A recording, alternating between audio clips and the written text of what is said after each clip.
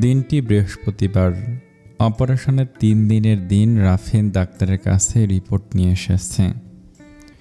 সকালটা খুব সুন্দর, হালকা রোদ, কিন্তু রাফিনের মনে এখনো কিছুটা উৎকণ্ঠা আছে।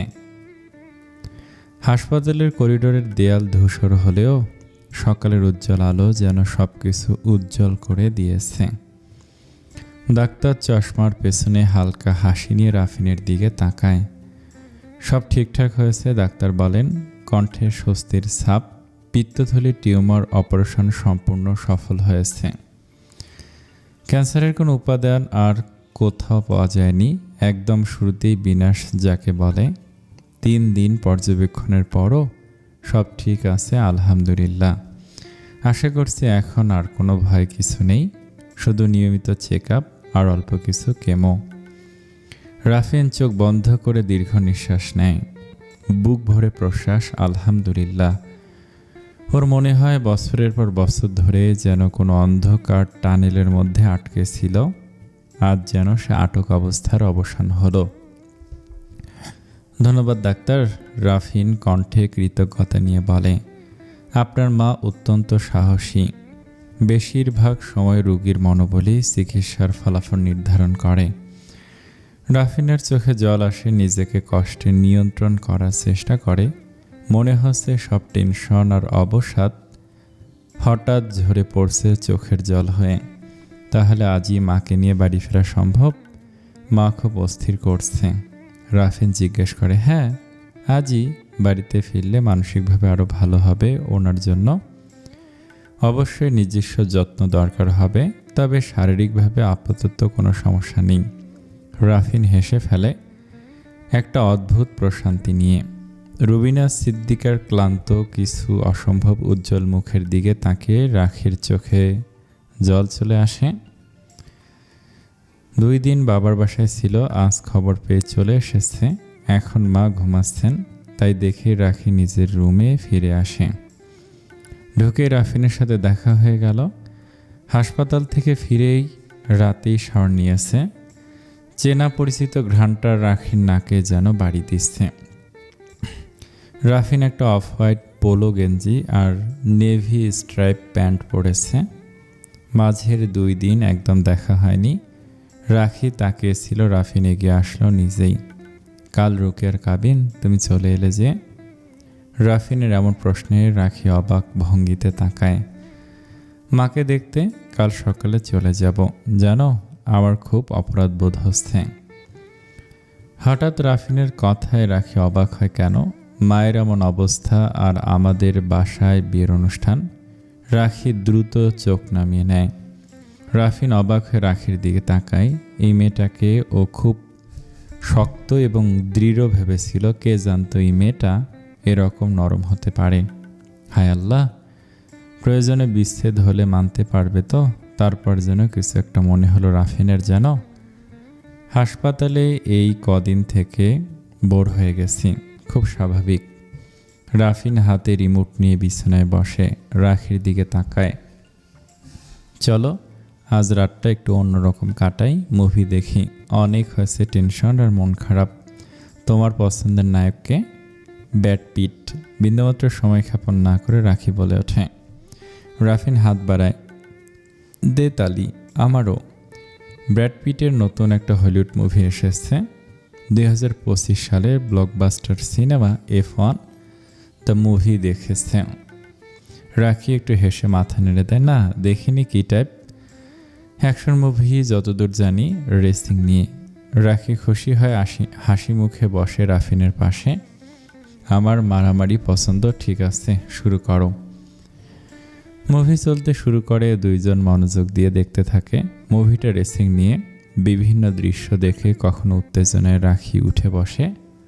মাঝে মধ্যে মারামারির দৃশ্যে 2 জন একসাথে চমকে ওঠে। এর মাঝে মুভির অ্যাডাল্ট সিন চলে আসে, দীর্ঘ একটা কিসিং সিন। 2 জন চুপচাপ বসে থাকে, রাফিন একটু টেনে দেয় না। রাখির কেমন অস্বস্তি লাগে, দম বদ্ধ রুমে হালাল পুরুষের সাথে বসে গা শিরশির করে। ইচ্ছে করে দৃষ্টি ফেরায়, আবার তাকায়, কি বজ্জাত লোক। হাঁ করে দেখছে, রাখির গাল গরম হয়। টেনে দিচ্ছ না কেন? রাফি নরম কণ্ঠে ফিসফিস করে, কেন? মানে টানবো কেন? আমরা দুইজনে অ্যাডাল্ট, তার উপর স্বামী আর স্ত্রী। স্বামী স্ত্রী কথাটা রাখির কর্ণকুহরে ঢুকলে রাখি ঠোঁট উল্টায়, বাহ, কাজের বেলায় কাজই, কিসের কাজ রে ভাই, কিছুই বুঝতে পারলাম না। এই যে বললে স্বামী আর স্ত্রী, আমাদের তুমি তাই ভাব। আস্তাগফিরুল্লাহ, না ভেবেই তোমার সাথে দরজা আটকে ঘুমাই। রাখি চটে যায়, তখন থেকে তুমি অসভ্যতা করছো, দেখবো না তোমার সাথে মুভি। রাফিন হেসে রাখির কানের কাছে ফিসফিস করে, মুভি কে দেখে? আমি তো সিনেমা নয়, দেখছি তোমার প্রতিক্রিয়া। কি যে ঢং পারো ভাইরে ভাই, যারা অভিনয় করে তাদের লজ্জা নেই, আয়না দেখো কেমন লাল হয়ে আছো। রাখির চোখে হালকা হাসি, আবার নড়ে বসে, চোখ টিভির দিকে, কিন্তু বুকের কাঁপুনি যাচ্ছে না। দেখবে না বললেও দৃষ্টি স্থির টিভির দিকে। রাফিনও হাসে, দুইজন আবার মুভি দেখতে থাকে। কে জানে, হয়তো দেখার ফাঁকে একে অপরকেও। রুকিয়ার জন্য আজকের দিনটি খুব গুরুত্বপূর্ণ। আজ ওর ভালোবাসা পূর্ণতা পাবে। ভালোবাসার অনুভূতি সবসময় সর্বগ্রাসী, সব রূপেই। আর রুকিয়ার ভালোবাসা ছিল অল্প বয়সে ওর প্রথম কারো প্রতি নিজের হৃদয় প্রদান। তখন অবশ্য আদান প্রদান হয়নি, শুধু প্রদানই হয়েছিল। সে সময়ের কান্না, স্বপ্ন দেখা, ছোট ছোট ভালো লাগা, সব কিছুই রুকিয়াকে দারুণভাবে আচ্ছন্ন করে রেখেছে যেন। কাঙ্ক্ষিত ভালোবাসা না পেলে মানুষ অন্যদিকে পা বাড়াতেই পারে, কারণ জীবন নদীর মতো বয়ে চলে। অনেকটা ছেলেবেলার পড়া সেই প্রবাদটির মতো, নদীর স্রোত তার সময় কারো জন্য অপেক্ষা করে না। সময় যেমন সব ক্ষত ভুলিয়ে দেয়, নদীও তেমনি চলতে চলতে তার গহীনে সমস্ত আবর্জনা বিলীন করে দেয়। নদী কখনো নোংরা হয় না, বর্ষায় আবার সে তার আগের রূপ ফিরে পায়। ঠিক তেমনি রুকিয়া চেষ্টা করেছিল আবার হৃদয়ে বসন্ত ফিরে পেতে, কিন্তু যতই উপমা দেয়া হোক, মানুষ কখনো নদীও হতে পারে না, সময়ও হতে পারে না। মানুষ হৃদয় তো এক আজব রহস্য। অনেকেই বলে তোমার সব আমি জানি, অথবা তোমাকে আমি বুঝি, কিন্তু না, মানুষ কখনো কখনো নিজের হৃদয়কে বুঝতে পারে না। অন্যকে বুঝবে কিভাবে? এটাও ঠিক, রুকিয়া কখনই সাদাবকে ভুলে থাকেনি। আসলে প্রথম ভালোবাসা কোথাও হয়তো থেকেই যায়, তাই সেই ভালোবাসায় ফিরে পাওয়া একটা অন্যরকম অনুভূতি। সকালে ঘুম থেকে উঠে আয়নায় নিজের মুখ দেখতে দেখতে মনের আনাচে কানাচে অদ্ভুত এক ভালোবাসা ছড়িয়ে পড়ল। ফোনটা হাতে নিয়ে সাদাফের নাম্বারটা ডায়াল করলো, কিন্তু একটা রিং হতেই কেটে দিল। থাক, আজ একেবারে সাদাফের বউ হয়ে কথা বলবে রুকিয়া। বউ? ছেলেবেলা থেকে এই শব্দটা শুনে শুনে বড় হয় একটা মেয়ে। কবিতাও তো আছে, আতা গাছে তোতা পাখি, ডালিম গাছে মৌ, এত ডাকি তবু কথা কয় না কেন বউ। তারপর প্রায় প্রতিটি মেয়ে বউ সাজে মায়ের ওড়না গায়ে দিয়ে। এসব ভাবতে ভাবতে রাখির কণ্ঠটা কানে যায় রুকিয়ার, আর কিছু ভাবেই না, উল্কার মতো ছুটে বেরিয়ে আসে, আপু। এই বলে রাখির ওপর ঝাঁপিয়ে পড়ে, দুলাভাই কই? রাখি সবে ড্রয়িং রুমে ঢুকেছে, বাবা বসে পেপার পড়ছেন। বাবাকে সালাম দিতে না দিতেই রুকিয়া ছুটে এসেছে। রুকিয়ার প্রশ্নে রাখি একটু অপ্রস্তুত হয়ে গেল। রাফিন জানে আজ রুকিয়ার কাবিন, তবে আসার সময় রাখি কিছু বলেনি, আশা রোগ করছে সময় মতো চলে আসবে, আর না আসলে কিছু করার নেই। আরে স্যার, আগে বসি। রাখি জোরে শ্বাস ফেলে। হ্যাঁ রাখি, তুমি বস মা। তোমার শাশুড়ি কেমন আছে? রুকিয়ার কাবিনের পর আবার যাব। টেবিল মুছতে মুছতে কথা বলছেন নীলুফার বেগম। রাখির দিকে তাকিয়ে বলেন, তোমার শ্বশুরবাড়ির মানুষ আবার মন খারাপ করেনি তো? তোমার শাশুড়ি অসুস্থ, এই সময় আমরা মেয়ের বিয়ে দিচ্ছি। রাখি চেয়ার টেনে বসে পড়ে, না নতুন মা, ওনারা এরকম ভাবার মানুষ না, খুব ভালো। কথাটা বলতে বলতে রাখির মুখখানা উজ্জ্বল হয়ে গেল। সেদিকে তাকিয়ে একটা দীর্ঘশ্বাস গোপন করলেন নীলুফার বেগম। নিজের মেয়ের হবু শাশুড়ি সানজিদা আপা সহজ মানুষ নন। এর মধ্যেই কাবিনের কাপড় চোপড় নিয়ে ঝামেলা করে ফেলেছেন। এ বাসা থেকে সাদাবসহ ওই বাসার প্রত্যেককে কাপড় দেওয়া হয়েছে, কিন্তু সানার জামাইয়ের কাপড় তাদের পছন্দ হয়নি। আশ্চর্য, সাদাব আর ওনাকে কেন এক কাপড় দিতে হবে? কী যে ঝামেলা। মেয়ের পছন্দ যেন মানিয়ে খেতে পারে সেই দোয়াই করেন। এদিকে রাহাত সাহেব পেপার পড়তে পড়তে দুই মেয়ের দিকে তাকাচ্ছেন। আল্লাহ চাইলে রুকিয়ার বিয়েটা ভালোভাবে হয়ে গেলে বাঁচা যায়। ছেলেপক্ষ দিনমোহর যা বলেছে তাতে মন সায়না দিলেও মেনে নিয়েছেন, কারণ এটাও সত্যি সাদাফের চাকরি নতুন।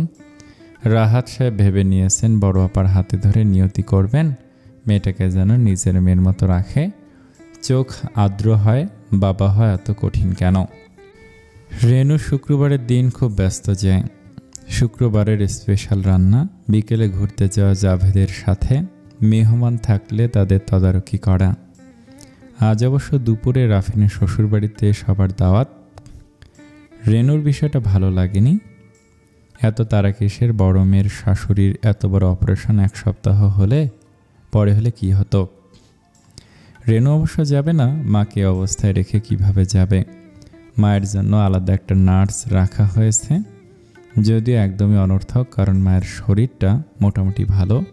মলম দেয়া, সময় করে ওষুধ খাওয়ানো, এর জন্য বাড়তি একটা লোকের কোনো প্রয়োজন হয় না। রাফিন এসব বুঝে না। এদিকে আজ দুপুরে বাড়ির দুইটা পুরুষ বাইরে খাবে, অর্থাৎ রাখিদের বাসায় যাবে, তাই রান্নায় আর কেমন ঝামেলা করে না রেনু।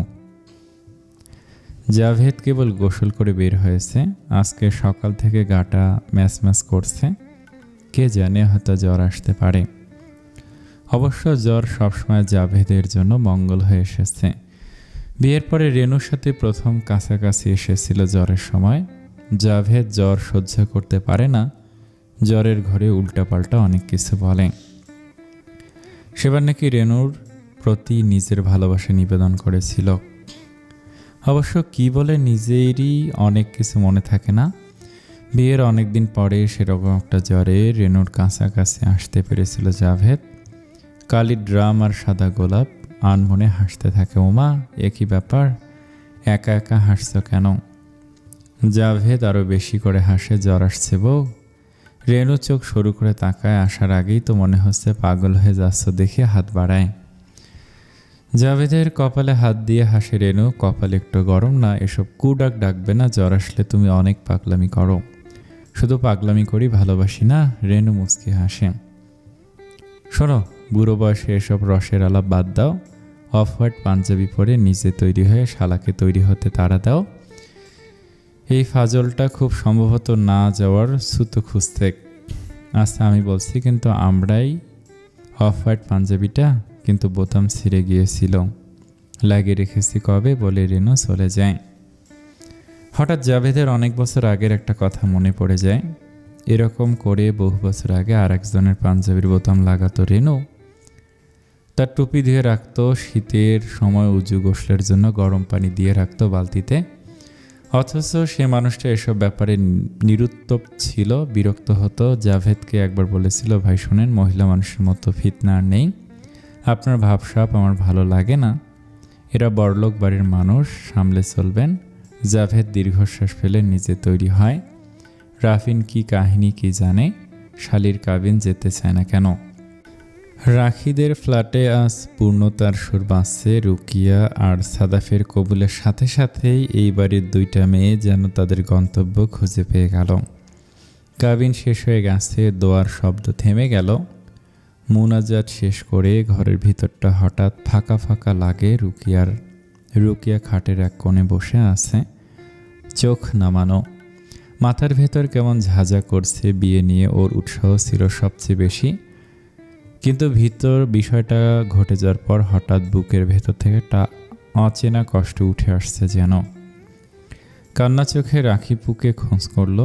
রাখি কাছাকাছি ছিল। রাখি এসে দাঁড়াতেই রুকিয়া রাখিকে জড়িয়ে নিয়ে কান্না করতে লাগলো। এই তিতলি, কি হলো তোর? আপু, বাবার মা একা হয়ে গেল না?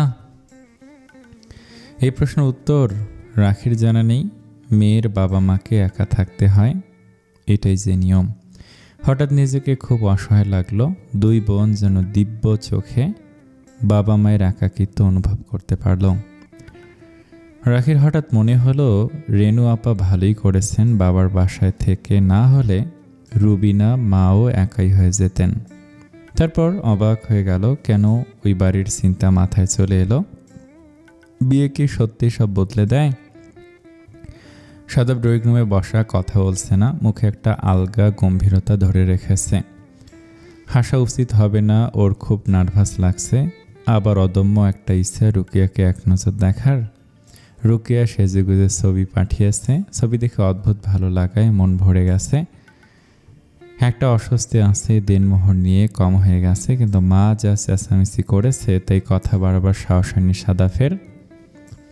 সাদাব ঠিক করে নিল আল্লাহ টাকা পয়সা দিলে রুকিয়াকে এর দ্বিগুণ অর্থ দিবে। সাদাব অথবা রুকিয়া যা চায়। এর মাঝে ওর দুলাভাই বলে উঠল, রাখিপুর বরকই আসেননি? না, দায়সার উত্তর দিল সানা। বিরক্ত হয়ে মোবাইল টিপসে। ওর শাশুড়ি ভেতরে গল্প করছে। ভদ্রমহিলা দোষ খুঁজে নিয়েছে এর মাঝেই। বোরহানি ঝাল আর রোস্ট ভালো হয়নি। নিজের মায়ের ওপরও রাগ লাগছে। কথা হুশ করে বলবে না, পরে শাশুড়ির সব নিয়ে কথা শোনাবে। রাখির মাঝে এদিকে আসলো। সাদাফের সাথে রুকিয়ার দেখা হওয়া উচিত, কিন্তু এই উচিত কথাটা বাদ দিয়ে মুরব্বীরা ওই ঘরে আজাইরা গল্প করছে। এর ফাঁকে রুখির চোখ বারবার দরজার দিকে যাচ্ছে। রাফিন আসেনি। নিজেকে ধমক দিল, এত উতলা হবার কিছু নেই, কিন্তু জাভেদ ভাই তো আসবেন। আল্লাহ জানে রোস্ট লেগ পিস আছে কিনা। কপালে চিন্তা রেখে স্পষ্ট রাখি নিজের অজান্তেই যেন পাকা গিন্নি হয়ে উঠেছে। সাদাফের দিকে একবার তাকিয়ে আবার ভেতরে চলে গেল। এর মাঝে নতুন মা একবার জিজ্ঞেস করলেন, রাফিনের কি খবর? রাখি হালকা হাসি টেনে বলল, আসবে মা, রাস্তায় হবে হয়তো, কিন্তু কণ্ঠ ঠিক স্বাভাবিক থাকলো না। কাবিন হয়ে গেল অথচ বড় মেয়ের জামাই নেই। এই অনুপস্থিতিটা যেন সবার চোখে আঙুল দিয়ে খোঁচা দিচ্ছে। পাশ থেকে বড় মামি তো বলেই বসলেন, হ্যাঁ রে রাখি, তারা আবার অসন্তুষ্ট নয় তো? তোরা পারিস অসুস্থ শাশুড়ি, এর মাঝে বিয়ে। এইসবের সানজিদা বেগমের কণ্ঠ ভেসে আসে, খুব নিচু কিন্তু স্পষ্ট। গয়নাগুলো কি সব দেয়া হয়েছে নীলু? নেকলেসটা তো একটু হালকা মনে হচ্ছে, তোমারটাই দিয়েছ? নীলুফার বেগম চমকে তাকান। সব তো হিসেব করে দেয়া হয়েছে আপা, আমারগুলো আগের কথা হয়েছিল। হ্যাঁ, কথা হয়েছিল। সানজিদা আপা ঠোঁট চেপে বলেন, তবু নিজের মেয়ের জন্য এত হিসেব কে করে? ভুলে গেলেন পাশে যে সানার শাশুড়ি বসা। রাখি স্পষ্ট দেখল ছোট মামি আলগোছে খালাকে খোঁচা দিয়ে কানে মুখে কিছু বলল, আর এরপরে খালা মুখে জোর করে হাসি ফুটিয়ে বলল, আরে আমি বলতে চাইছিলাম নতুন ডিজাইনের কথা আর কি। খাটে রুকের বুকটা কেঁপে ওঠে এসব আলোচনায়। এক মুহূর্তের উপলব্ধি, ভালোবাসা পূর্ণতা পেয়েছে ঠিকই, কিন্তু সব কিছু সহজে হয়ে যায়নি। রাখি একটা দীর্ঘশ্বাস ফেলে, খালা কখনোই আর একটু ভালো হবে না? এত মুখ চলে আর দোষ ধরে। নিজের বোনের দিকে তাকায় রাখি, মন খারাপ হয়ে যায়। বিরক্তি চেপে রাফিন গাড়ি ড্রাইভ করছে, পাশে দুলাভাই। এই আনুষ্ঠানিকতা আর লৌকিকতা রাফিনের ভালো লাগে না। সব কিছুই যেন অক্টোপাসের মতো ওকে ধীরে ধীরে জড়িয়ে ধরছে। দেরি হয়ে গেল শালা, হোক তুমি বড় জামাই, একটা দায়িত্ব আছে তোমার। তুমি জানো ভাইয়া, আমার এসব ভালো লাগে না। বিয়েটা দায়ে ঠেকে করা ভালো, কত কিছুই তো লাগে না, তবু করি। তবে এই সম্পর্কে এত অবহেলা কেন? রাফিন উত্তর দেয় না, কথাটা সত্যি অবশ্য, তবু এসব আর ভালো লাগছে না। রাফিনরা যখন রাখিদের বাসায় এসে পৌঁছায় তখন প্রায় আসরের ওয়াক্ত। রাখি দরজা খুলে সামনে দাঁড়িয়ে থাকে। একটু দেরি হয়েছে বুঝি। রাফিন সোজা রাখির দিকে তাকায় না। চোখে পড়ার মতো অস্বস্তি ওর ভেতরে। রাখি কিছু বলে না। এসেছে এই তো বেশি। ওদের ড্রয়িং রুমে বসিয়ে পরিচয় পর্ব শেষ করে দ্রুত রান্নাঘরের দিকে যায়। রাখির নতুন মা নতুন মেহমানদের জন্য সব আলাদা করে রেখেছিল। আরে রাফিন তো এসব খুব পছন্দ করে না। ভাত দে সাথে। না, এগুলোই দাও। রাখির কণ্ঠে চাপা বিরক্তি। খাবার খেতে বসে রাফিন হালকা বিরক্ত। রাখির দিকে তাকায়, বরাবরের মতো চুল উঁচু করে ঝুঁটি করা, হালকা সাজ, শুধু মুখের হাসিটা কোথাও যেন আটকে আছে। রাফিন চুপচাপ তাকিয়ে থাকে। রাখির এই নীরব আপ্যায়নটাই যেন অভিমান হয়ে ধরা দিচ্ছে। কিন্তু এসব অভিমান রাফিনের পছন্দ নয়। আগেই তো বলা, এসব আর ভালো লাগে না। তুইও বসে যা। হঠাৎ রাখির মেজ মামির আবির্ভাব। আমি পরিবেশন করি, তারপর নিজের মনে বলতে থাকেন, মেয়েটা আমাদের খুব লক্ষ্মী, শ্বশুরবাড়ির মেহমান আর বর ছাড়া নিজে কিছুই খায়নি। আরে বস বস। রাখির ইচ্ছে হলো কোথাও লুকিয়ে যায়। আল্লাহ, মামি এত কথা কেন বলছে? থতমত খেয়ে বসে যায়। বুঝতে পারে রাফিন খাবার থামিয়ে তাকিয়ে আছে, এটা নিয়েও পরে লেকচার দেবে। মামি, তেমন কিছু না, আমার গ্যাসের সমস্যা হয়েছে। আর লজ্জা পেতে হবে না, বিবাহিত মেয়েরা স্বামী ফেলে খায় না, আমি নিজেই কি খাই বলে আরও পোলাও আনতে ভেতরে চলে গেলেন। রাখির সাথে রাফিনের চোখাচোখি হলো। রাফিন হাল ছেড়ে দেবার একটা ভঙ্গি করল। রাখি দৃষ্টি ফিরিয়ে নিল। স্বামী ছাড়া রাখি খুব খেতে পারে, ওর মনে এত আহ্লাদ নেই, আজ খাওয়া হয়নি, এই যা। রুকিয়া সেজেগুজে বসে অপেক্ষায় আছে সাদাফের জন্য। রাতে না থাকলেও অন্তত দেখা তো হবে। কেউ অবশ্য কিছু বলছে না। সানা আপু 2-3 বার এসে দেখে গেছে, প্রতিবারই কোনো না কোনো খুঁত চোখে পড়েছে। একবার বলেছে নাক ফোড়াওনি কেন, আর একবার কে সাজিয়ে দিয়েছে ভালো হয়নি তেমন, এত ব্লাসন কেউ দেয়? এমনকি খাবার নিয়েও সে বিরক্ত। রুকিয়া দীর্ঘশ্বাস ফেলে ভাবে, ওই বাড়িতে সাদাব ছাড়া কি সবাই আমার প্রতিপক্ষ? আসসালামু আলাইকুম। রুকিয়া তাকিয়ে দেখে রাফিন দুলা ভাই। ওয়ালাইকুম আসসালাম, কেমন আছেন ভাইয়া? ভালো। বর আসেনি এখনও? রাফিনের সোজা সাপটা প্রশ্ন। রাখি বিরক্তিসূচক শব্দ করে মুখ দিয়ে ভদ্রলোক এসে শুরু হয়ে গেছেন। রাফিন আবার বলে, বিয়ের পর এখনও বর আর বউয়ের দেখা হয়নি। রাখি বিরক্তি চেপে মাথা নাড়ে। পুরো পরিবারটাই অদ্ভুত, খুব অদ্ভুত। রাগি ফোঁস করে নিঃশ্বাস ফেলে। ভাগ্যিস আশেপাশে কেউ নেই তাই। নিজেকে আয়নায় দেখো, বিয়ে করতে চাও না, আবার স্বামী ছাড়া খাও না। হতভম্ব রাখি কিছু বলার আগেই রাফিন ঘুরে দাঁড়ায়। চলো বলে রাখির দিকে তাকায়, এভাবে চলতে পারে না, বরকে নিয়ে আসি। রাখি কিছু বলার আগেই সে আবার রুকিয়ার দিকে তাকায়। তুমি থাকো, আমি সাদাবকে নিয়ে আসছি। রাফিন ড্রয়িং রুমে গিয়ে সোজা সাদাফের সামনে যায়। চল ছোট ভাই। সাদাব তাকায় অবাক হয়ে, তবে আপত্তি করে না, উঠে দাঁড়ালো। কোথায় ভাইয়া? রাফিন রহস্যময় হাসে। সানার জামাই শব্দ করে হাসে।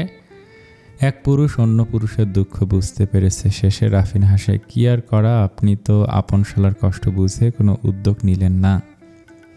কিছুক্ষণ পর সাদাব রুকিয়ার ঘরে প্রবেশ করে। ওকে রুমে ঢুকে রাফিন চলে যায়। রুকিয়া তাকিয়ে সাদাবকে দেখে হেসে ফেলে। সাদাব কাছাকাছি বসে জিজ্ঞেস করে, কেমন আছো?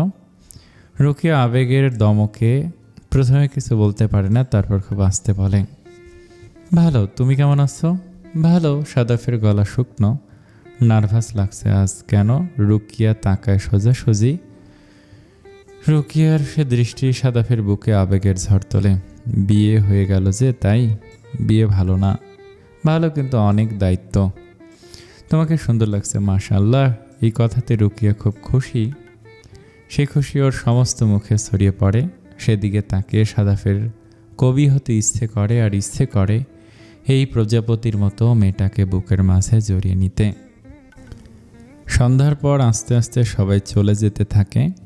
সাদাফের মা ও বাবার তোড়জোড় শুরু করেন। নীলুফার বেগম খাবার গুছাচ্ছেন। 2 মেয়ের শ্বশুর বাড়ি আর সানাকেও খাবার দিবেন। রাখি অবশ্য মানা করে দিয়েছে, তবু এ হয় নাকি? রাখির শাশুড়ি আর ননাসের খাবার না দিলেই নয়। ঠিক সেই সময়ে আজ রাতটা সাদাপ এখানে থাকুক নাকি? রাফিন যেন সবার মাঝে দাঁড়িয়ে বোমা বিস্ফোরণ করে। রাখির এত রাগ লাগে কেন বাবা? এত কথা কেন তোমার? এমনি বলে জামের দায়িত্ব নিব না, এসব ভালো লাগে না। আর এসে কী সব করছে? এই কথাটায় ঘরের বাতাস হঠাৎ ভারী হয়ে ওঠে। নীলুফার বেগম চোখে উৎকণ্ঠা নিয়ে সানজিদা বেগমের দিকে তাকায়। ওনারও ইচ্ছে ছিল জামাই থাকুক, বিয়ের পর কিসের এত বাধা নিষেধ। সানজিদা বেগম সঙ্গে সঙ্গে বলে ওঠেন, না এটা হবে না, আগে এ নিয়ে কথা হয়েছে। রাফিনের দিকে তাকায়, শোনো বাবা, কাবিনের পরে সব চলে না। আমাদের পরিবারে অনুষ্ঠান করে উঠিয়ে নিয়ে যাব, একেবারে বুঝতে পারছো? তুমি মনে কিছু নিও না যেন। সানাও সঙ্গে সঙ্গে যোগ দেয়, হ্যাঁ ভাইয়া, বিয়ের পর প্রথম রাত শ্বশুরবাড়িতে থাকার রেওয়াজ নেই। মায়ের সাথে তাল দিল, আর কিছুই না। সাদাব চুপ থাকে। স্বাভাবিক, ওর থাকার ইচ্ছে প্রবল, কিন্তু এ নিয়ে যত কথা হবে মা তত উত্তপ্ত বাক্য বলবে। তাই মাথা নিচু করে বলে, মা ঠিকই বলেছেন, আমাদের এখন যাওয়া উচিত।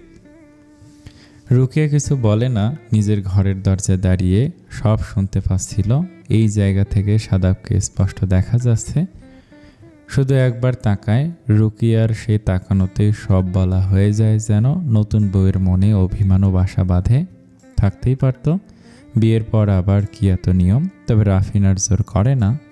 এক ফাঁকে রাখি চোখ গরম করে, তাই নির্লিপ্তভাবে বলে, ঠিক আছে, আপনারা যা ঠিক মনে করেন, তুমি যাবে। রাখির দিকে তাকায়। আজ লিখতে বসতে ভয় লাগছে, তবু ভেতর থেকে তাগিদ আসছে, লেখা উচিত। মনে হয় না লিখতে পারলে আমার ভেতরটা ধ্বংসস্তূপে পরিণত হয়ে যাবে। আমার বয়স তখন 16, মাঝে প্রায় 1 বছর পেরিয়ে গেছে এই বাড়িতে। আমার স্কুলের রেজাল্ট ভালো, আর স্বামীর সোহাগ নামক অত্যাচারে অভ্যস্ত হয়ে গেছে 1 বছরে। কয়েক মাস ধরে আমার শরীরটা বদলাচ্ছে। প্রথমে বুঝতে পারিনি, মাথা ঘোরাতো, বমি আসতো। শাশুড়ি মাকে বললাম, উনি আমার মুখের দিকে তাকিয়ে রইলেন। কিছু প্রশ্ন করলেন, তার উত্তর শুনে আর তার অভিজ্ঞতার আয়নায় যেন সব বুঝে গেলেন। উনি কিছুক্ষণ চুপ করেছিলেন, তারপর বলল, আলহামদুলিল্লাহ, তুমি মা হতে যাচ্ছ। সবাই খুশি হয়ে গেল। এই বাড়িতে আমি প্রথমবার আমার নিজের জন্য অন্যদের চোখে গর্ব দেখলাম। আমি মা হতে যাচ্ছি, এই কথাটা যেন আমার পরিচয় হয়ে দাঁড়ালো। অদ্ভুত, কেউ জিজ্ঞেস করলো না আমি ভয় পাচ্ছি কিনা, কেউ জানতেও চাইল না আমি আদৌ প্রস্তুত কিনা। আমার নিজের মা বাবাও না। তারা খুশি হলো, আর আমার স্বামী, তার এসব জ্ঞানও ছিল আদৌ। সেই কঠিন সময় আমাকে স্ত্রীর দায়িত্ব পালন করতে হলো। রাতে আমি একা হাত দিয়ে পেট ছুঁয়ে থাকতাম, একা একা ভাবতাম ভেতরে একটা জীবন আছে। আমি বাচ্চাটার সাথে কথা বলতাম মনে মনে। সেই দিনগুলো সহজ ছিল না। শরীর ব্যথায় ভেঙে পড়তো, রাতে ঘুম আসতো না, মাঝে মাঝে রক্ত দেখতাম।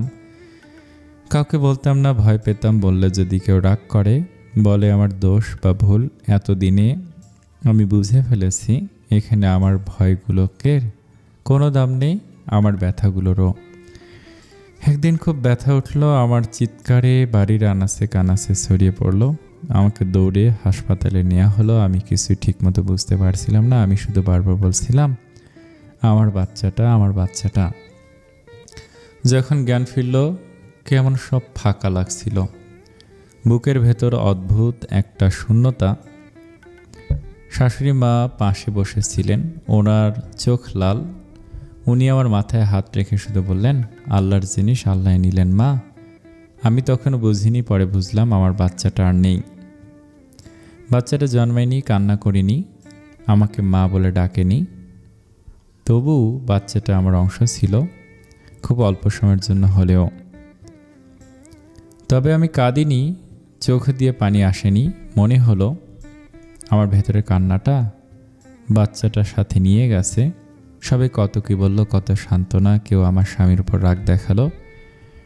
সবাই বলল আমার আবার বাচ্চা হবে, কিন্তু আমার মনে সে শূন্যতা। তারা জানে আমি আর কোনোদিন আগের মতো হতে পারবো না। রাতে ঘুমাতে গেলে হাতটা এমনিতেই পেটের উপর চলে যায়। তারপর মনে পড়ে কিছু নেই। তখন বুকের ভেতর এমন ব্যথা হয় যেন কেউ নিঃশব্দে ছুরি বসিয়ে দিল, আর আমার হৃৎপিণ্ড থেকে রক্তক্ষরণ শুরু হয়। আমি 16 বছরে মা হয়েছি, আর 16 বছরই সন্তান হারিয়েছি। কেউ আমার এই বয়সটা ফেরত দেবে না। কেউ আমার সেই না জন্মানো সন্তানের কথা মনেও রাখবে না। তাই আমি লিখে রাখছি এই ডায়েরির পাতায়, অন্তত আমার বাচ্চাটা থাকবে, কেউ না জানুক। আমি জানি আমি একদিন কারো মা ছিলাম, অল্প সময়ের জন্য। রাখি ডায়েরিটা বন্ধ করে, চোখ দিয়ে আপনা আপনি পানি পড়ছিল।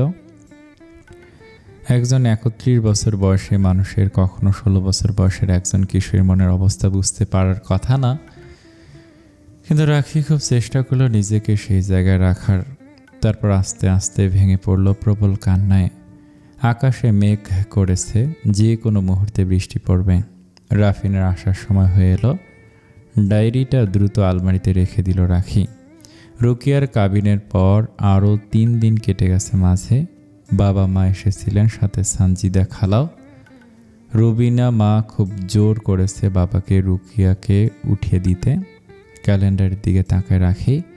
সেই সব আলোচনা করতে রাখিকে আবার যেতে হবে, বিরক্তিকর বিষয়। আকাশ জোড়া মেঘ করেছে, যে কোনো মুহূর্তে বৃষ্টি নামবে। এমনিতেই বৈশাখ মাস এসে গেছে বলে যে কোনো সময় ঝড় বৃষ্টির একটা সম্ভাবনা তো আছেই। সাদাফির ডিউটি শেষ, আজ বের হয়েই চমকে গেল। ঠিক রাস্তার উল্টো পাশে একটা বিশাল বড় আম গাছ আছে। সেটার নিচে রুকিয়া দাঁড়িয়ে আছে, একটা লাল শাড়ি পরেছে। এত দূর থেকে চেহারা স্পষ্ট নয় তেমন। সাদাফের হৃদয়ে তোলপাড় শুরু হয়ে গেল। যাক, রাগ অভিমান ভুলে গেছে মেয়েটা। কাবিনের পর খুব কান্নাকাটির অভিযোগ করেছে সাদাপ আর যায়নি ওদের বাসায়, তাই সাদাপ রাস্তা পার হয়ে কাছাকাছি যায়। আসবে বলো নিজে, সারপ্রাইজ দিলাম, ভালো দেখাচ্ছে, হাসে রুকিয়া। মুহূর্তে রুকিয়ার চেহারার বদলা দিনের মেঘ ভর করলো যেন। আর সে মুখখানা দেখে সাদাফের মনে হলো এই আটপৌরে দিনটা খুব অন্যরকম হয়ে গেল। হঠাৎ মৃদু হাসল, অপূর্ব দেখাচ্ছে। রুকিয়া হেসে ফেলল, চলো কোথাও বসি, তুমি আর বাসায় আসো না কেন? সাদাফ গম্ভীর হয়, কিভাবে বলবে মায়ের কড়া হুকুম। মা আর স্ত্রী দুইজন নারী, দুইজন ভালোবাসার সাদাফের দায়িত্ব বটে। অথচ দুইজনের মাঝে ভারসাম্য করা কত কঠিন। ভাইকে বলে পুরুষদের অনেক স্বাধীনতা, অনেক আনন্দ, সাদাফের তো কোনো স্বাধীনতা নেই। হাঁটতে হাঁটতে হুড়মুড় করে বড় বড় ফোঁটায় বৃষ্টি শুরু হয়ে গেল। সাদাফ দ্রুত একটা রিক্সা নিল, উঠেই হুড উঠিয়ে দিতে বলল। সামনে নীল প্লাস্টিক ভালো মতো দিয়ে দিল। দেখ কি কাণ্ড, রুকিয়া হাতে বৃষ্টির পানি ধরছে। আমার বেশ লাগছে, কিন্তু মনে হচ্ছে তোমার সাথে প্রেম করতে বের হয়েছি। তৎক্ষণাৎ সাদাফের ফোন বেজে উঠল। মায়ের নাম দেখে রুকিয়াকে চুপ থাকার ইশারা করলো। আসসালামু আলাইকুম। হ্যাঁ মা, এই তো বের হলাম, একটা কাজ আছে, দেরি হবে আসতে। আচ্ছা, ভিজব না। ফোন রাখতেই রুকিয়া প্রশ্ন করলো, আমার কথা গোপন করলে কেন?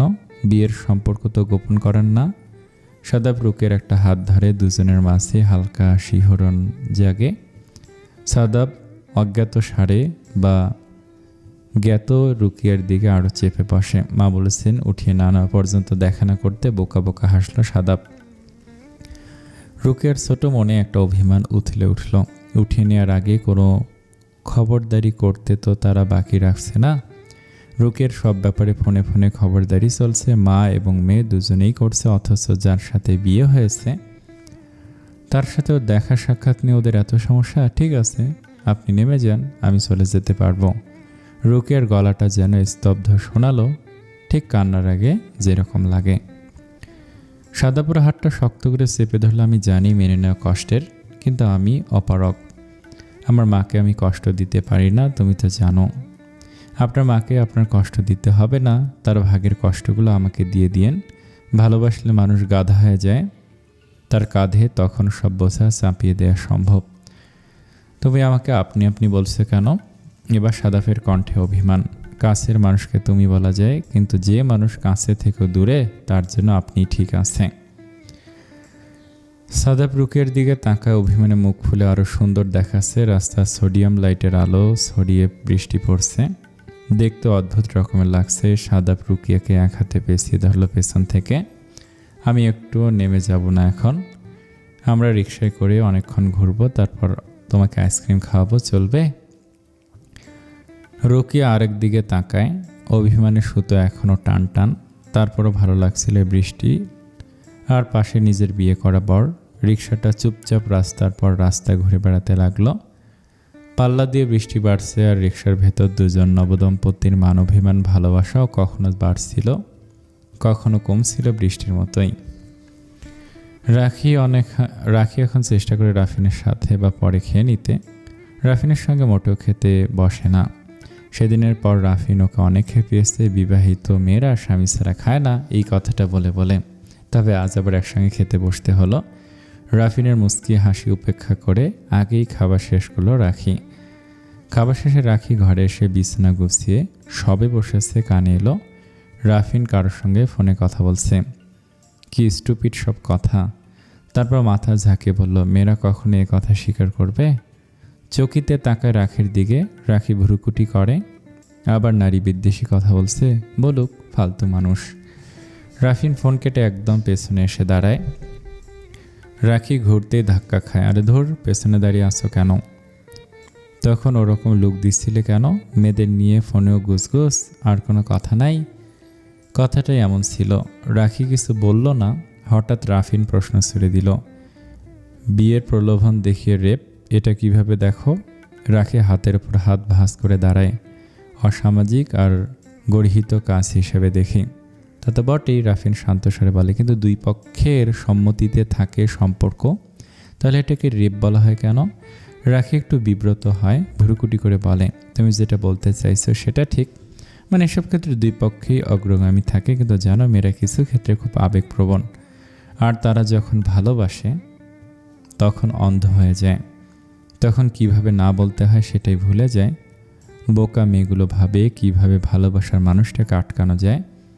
তখন দেখা যায় ছেলেটা তাকে অনবরত পুশ করতে থাকে, হয়তো একটা ছবির জন্য, নয়তো একান্ত সময় কাটানোর জন্য। মেয়েরা পারে না সে আকর্ষণ বা ছেলেদের চাহিদা এড়িয়ে যেতে অনেক ক্ষেত্রেই। সেসব মেয়েরা ভাবে একদিন তো বিয়ে হবে বা বিয়ের জন্যই সম্মত হয়, তাই না? মানে বলতে চাইছে মেয়েরা ভালোবাসলে বোকা হয়ে যায়। রাফিনের কণ্ঠ একটু কঠিন হয়। তাই বলে এতটা বোকা কোনো মানে আছে তুমি বলো? চারদিকে অসংখ্য উদাহরণ আছে, বিভিন্ন মেয়েদের নগ্ন ছবি, নোট ভিডিও ভেসে বেড়ায় নেটে। আর একটা মানুষকে ঠিক এতটা বিশ্বাস করা যায়? তোমার কথার সঙ্গে আমি সম্পূর্ণ একমত, রাখি শান্ত গলায় বলে, দেখো আমাদের গল্প, উপন্যাস কিংবা মিডিয়াতে এই বিষয়টা এভাবে আসে না। রাখি নরম গলায় বলে, কারণ গল্প, সিনেমা, উপন্যাস সব জায়গায় শেখানো হয় ভালোবাসলে সব ছেড়ে দিতে হয়। নায়ক পুরুষ হলে তাকে রোমান্টিক বলা হয়, সে সব সময় পারফেক্ট। আচ্ছা তুমি একটা দিক বললে, রাফিন একটু থেমে বলে, এখন আমি আরেকটা দিকের কথা বলি। এই নিয়ে আমার বন্ধুর সঙ্গে কথা হচ্ছিল, সে বলছিল রাস্তায় একজন কাপল ঝগড়া করছিল, একজন আরেকজনকে বলছিল আমাকে ভোগ করা শেষ, এখন আর দরকার নেই। এই ভোগ শব্দটার সঙ্গে আমার ভীষণ আপত্তি আছে। আমারও। রাখি এবার খুব সিরিয়াস। ভয়ঙ্কর একটা শব্দ। একটা মেয়ে নিজেকে কিভাবে ভোগ্য বস্তু ভাবতে পারে? মানুষ তো খাবার না। রাফিন একটু এগিয়ে এসে বলে, আরেকটা কথা, ভোগের তৃষ্ণা কি শুধু পুরুষের? নারীকে উপভোগ করতে পারে না? যদি তাদের দুজনের সম্পর্ক হয় প্রেমিক প্রেমিকা বা স্বামী স্ত্রী, তাহলে সেটা ভোগ কেন হবে? সেটা তো উপভোগ দুজনের। রাখি তাকিয়ে থাকে, তারপর মুখ খোলে, ঠিক যখন একজন নারী নিজেই বলে আমাকে ভোগ করা হয়েছে, তখন সে নিজের অনুভূতিটাকেই ছোট করে ফেলে, যেন তার আনন্দের কোনো মূল্য নেই। কয়েক মুহূর্তে নীরবতা। রাখির ভেতরের জড়তা কেটে গেছে কখন এই রকম একটা অস্বস্তিকর বিষয় নিয়ে সহজেই বলতে পারছে। রুবিনা মায়ের ডায়েরির কথাগুলো মনে আসে। এই মহিলার জন্য উপভোগ বলতে কিছুই তো ছিল না। ধীরে বলে, জানো মেয়েরা অনেক সময় নিজের আনন্দের কথাই বলতে পারে না, বললে চরিত্র নিয়ে প্রশ্ন ওঠে, তাই না? অত্যাচারী স্বামী, লম্পট স্বামী, তার সংসার করতে হয়, কখনো মুখ ফুটে বলা হয় না আমিও আমার মতো বাঁচতে চাই। রাফিন মাথা নাড়ে একটা দীর্ঘশ্বাস ফেলে। সমস্যাটা এখানেই রাখি, পুরুষের ইচ্ছাকে স্বাভাবিক ধরা হয় আর নারীর ইচ্ছাকে সন্দেহের চোখে দেখা হয়। কখনো নারীরা নিজেরাও তা করে, আর সেই জন্যই রাখি খুব নিচু স্বরে বলে, অনেক মেয়ে নিজের অনুভূতিটাকেই অস্বীকার করে ফেলে। কিন্তু জানো সম্পর্ক যদি সমান হয়, রাফিন বলে, তাহলে চাওয়াটাও সমান হবে। একজন শুধু দেবে আর একজন শুধু নেবে। এটা বৈবাহিক সম্পর্ক না, এটা ক্ষমতার খেলা। কখনো এই খেলার স্বামী ক্ষমতাবান, কখনো স্ত্রী। রাখি প্রথমবারের মতো সরাসরি রাফিনের দিকে তাকায়। কি দারুণ বললে, একটা ভারসাম্যপূর্ণ কথা। তা তুমি নিজে এটা বিশ্বাস করো? হ্যাঁ, রাফিন শান্তভাবে বলে। রাখি দুষ্টু হাসে। তা ভোগ উপভোগ এসব কথাই হচ্ছিল, তাহলে ফোনে পারো বটে। আরও কত কথাই হয়। রাফিন মুচকি হাসে। পুরুষদের আড্ডার গোপন কথা শুনতেও চাও? মোটেও না। রাখির সঙ্গে সঙ্গে বলে, আর শোনো, যে পুরুষেরা আড্ডায় বসে নিজেদের স্বামী স্ত্রী ব্যক্তিগত বিষয়ে বলে দেয়, এসব পুরুষকে আমি ঘৃণা করি, বলে রাখি ওয়াশরুমের দিকে রওনা দেয়। পেছন থেকে রাফিন শান্ত গলায় বলে, যাক, এই বিষয়ে নিজের স্বামীকে ভরসা করতে পারো। যদিও বলার মতো কিছু নেই তোমার আর আমার মাঝে। রাখি ফিরে তাকায়। রাফিন অমায়িক হাসি দেয়। রাতে ঘুমোতে যাবে তখনই একটা খালি গলার গান ভেসে আসে নিচ থেকে। রাখি উঠে বসে। দারুণ তো, কে গায়? জাভেদ দুলাভাই আপাকে গান শোনাচ্ছে নিচে দোলনায় বসে। যা, আরে কই যাব? সত্যি, গিয়ে দেখো। রাখি ছুটে বারান্দায় যায়। নিচে সত্যি রেণু আপার দুলাভাই দোলনা দোল দিতে দিতে গাইছেন, সোনার পালঙ্কের ঘরে লিখে রেখেছিলাম নারে, যাও পাখি বলো তারে, সে যেন ভোলে না মোরে। সুখে থেকো, ভালো থেকো, মনে রেখো এ আমারে। মাশাল্লাহ, কি চমৎকার জুটি, তাই না? রাখির চোখে আনন্দ ছলকে ওঠে। অথচ জানো, আমি আরও ভাবছিলাম কিভাবে এত সুন্দর মহিলার এমন বর জুটল। রাফিন শব্দ করে হাসে। আমিও ছোটবেলায় অসন্তুষ্ট ছিলাম জানো।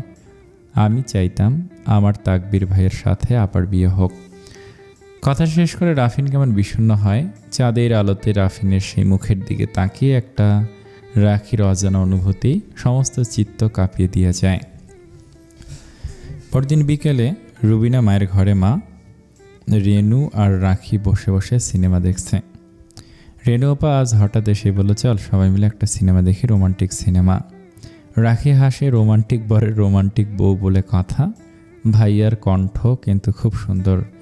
রেনু কপট লজ্জা পায়। আরে বুড়ো বয়সে ভীমরতি এসব। রেনু আপার পছন্দের রাখি আজ রুবিনা মায়ের একটা শাড়ি পরেছে, কচি কলাপাতা রং। রুবিনা মা নিজে শাড়িটা রাখির জন্য তুলে দিয়েছেন, বলেছেন এটা রাফিনের খুব পছন্দের শাড়ি। তারপর হালকা সাজগোজ, বিশেষ করে চোখে কাজল, তিনজন বসেছে সিনেমা দেখতে। রাখির ভালো লাগছিল, একটা কেমন আপন আপন ভাব আছে চারপাশে। এই পরিবার আর মানুষগুলো খুব নিঃশব্দে রাখির হৃদয়ে দখল করে নিচ্ছে যেন। সিনেমার নাম দ্য জাপানিজ ওয়াইফ, লেখক কুনাল বসু। পশ্চিমবঙ্গের সুন্দরবনের কাছাকাছি এক গ্রামে থাকা গণিত শিক্ষক স্নেহময় আর জাপানের মেয়ে মিয়াগে দুজনের পরিচয় চিঠির মাধ্যমে। ধীরে ধীরে চিঠির আদান প্রদান বন্ধুত্ব থেকে ভালোবাসার রূপ নেয়। তারা কখনো একে অপরকে সামনে থেকে না দেখেই চিঠির মাধ্যমে বিবাহ বন্ধনে আবদ্ধ হয়। মুগ্ধ হয়ে তিনজন দেখতে থাকে এই অন্যরকম ভালোবাসার গল্প, যা সহজে মনে স্পর্শ করে। এরকম নিশ্চুপ ঠান্ডা ভালোবাসাগুলো সবার হৃদয় ছুঁয়ে যায়। কিন্তু সিনেমাটা কষ্টের, বিচ্ছেদের।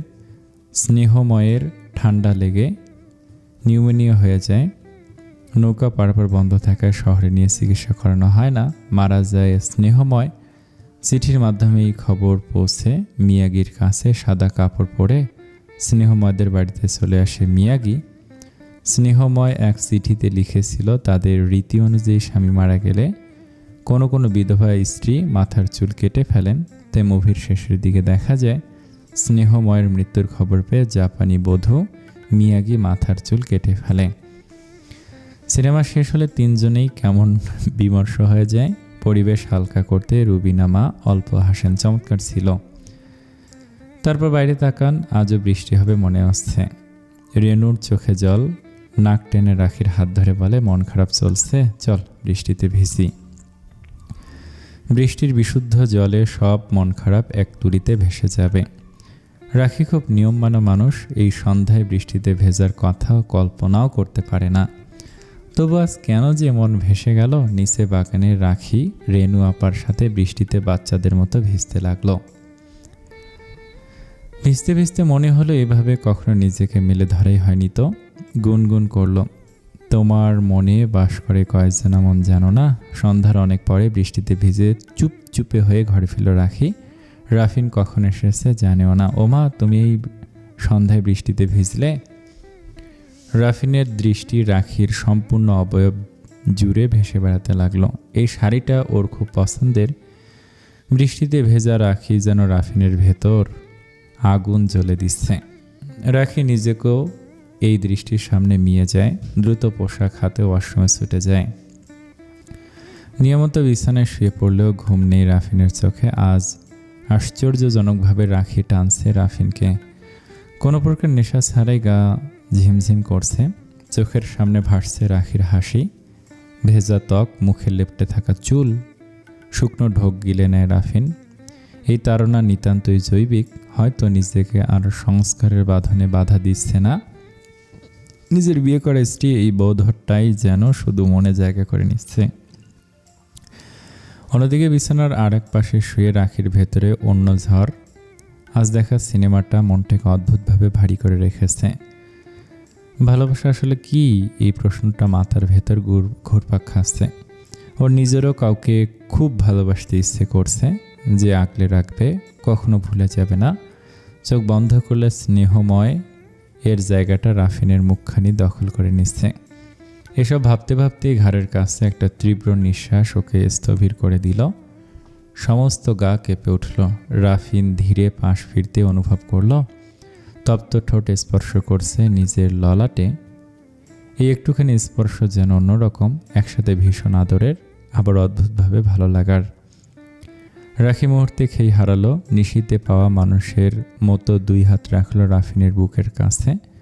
রাখির নিঃশ্বাস আছড়ে পড়ছে রাফিনের গলায়, আর রাফিন যেন পেয়ে গেল সেই নীরব সম্মতি। বুঝতে পারল এই নৈকট্যটা কেবল শরীরের নয়, আবার ভালোবাসার ঘোষণা নয়, এটা নিখাত মানুষের মানসিক দুর্বলতা। কথা হলো না, প্রয়োজনে পড়ল না।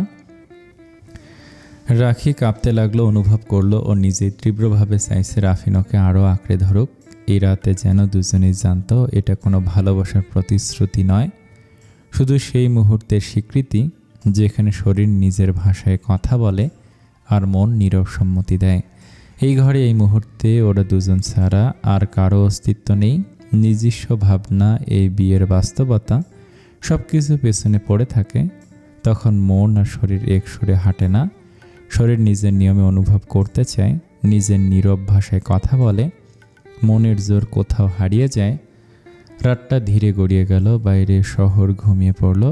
ভেতরে দুজন মানুষ নিজেদের মতো করে নিজেদের অনুভব করল। ভোরের আলোটা জানালার পর্দা গলে ঘরে ঢুকছে।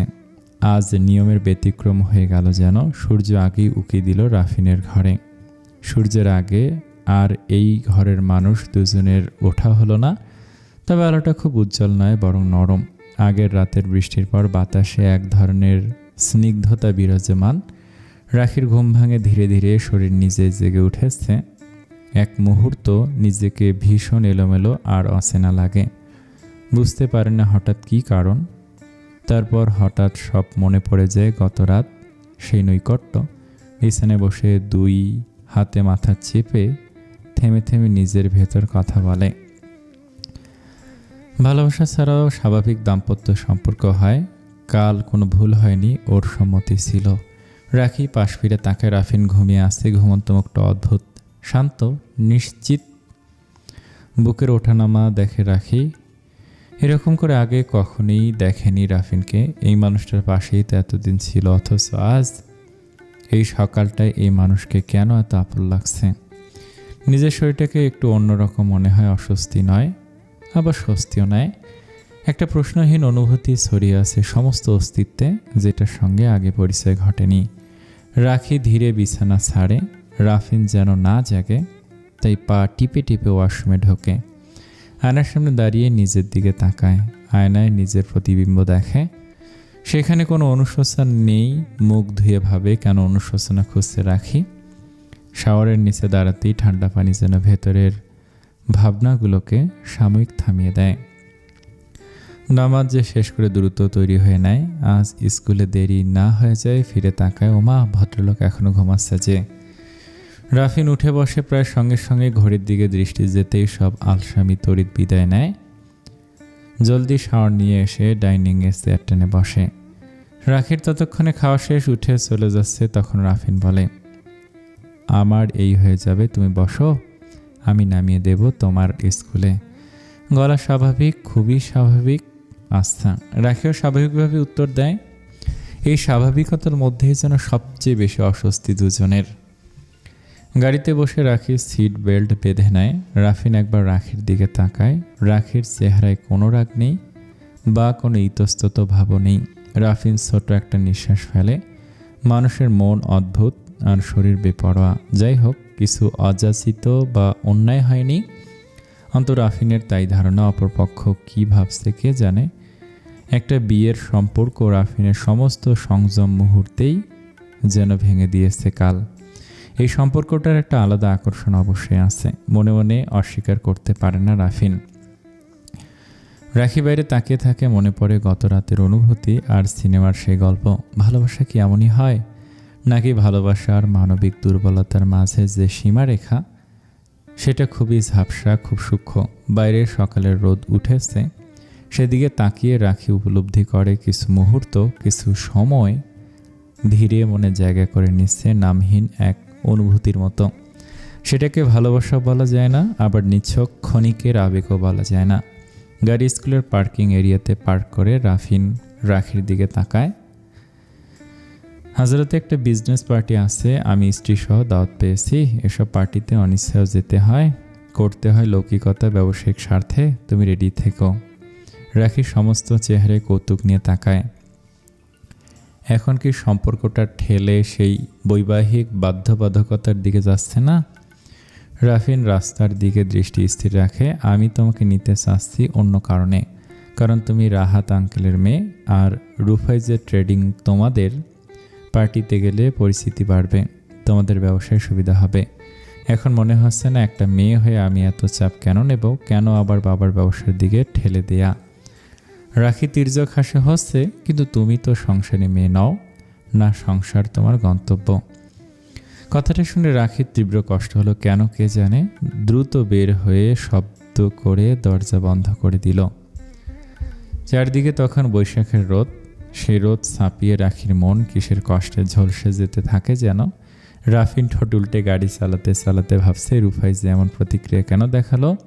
ভুল কিছু বলে ফেলেছে? কাল রাতের পর কি রাফিনের ব্যবহার বেশি শীতল হয়ে গেল? রাহাত সাহেব হিসাবের খাতাটা নিয়ে বসে আছেন, পাশে চা রাখা, ঠান্ডা হয়ে যাচ্ছে। নীলুফার একবার দেখে গেলেন, লোকটা ঠোঁট নড়াচ্ছে। একটা দীর্ঘশ্বাস বুক চিরে বের হয়ে গেল নীলুফারের। এত বছরের দাম্পত্য, তবু কোথাও যেন নীলুফারের স্থান দ্বিতীয় স্থানই রয়ে গেল। এখন রাহাত সাহেব তার বড় স্ত্রী সালেহার সঙ্গে মনে মনে কথা বলেন। বিয়ের পরপরই বিষয়টা আবিষ্কার করে অনেক কষ্ট পেয়েছিলেন নীলুফার, কিন্তু তাতে কিছুই বদলায়নি।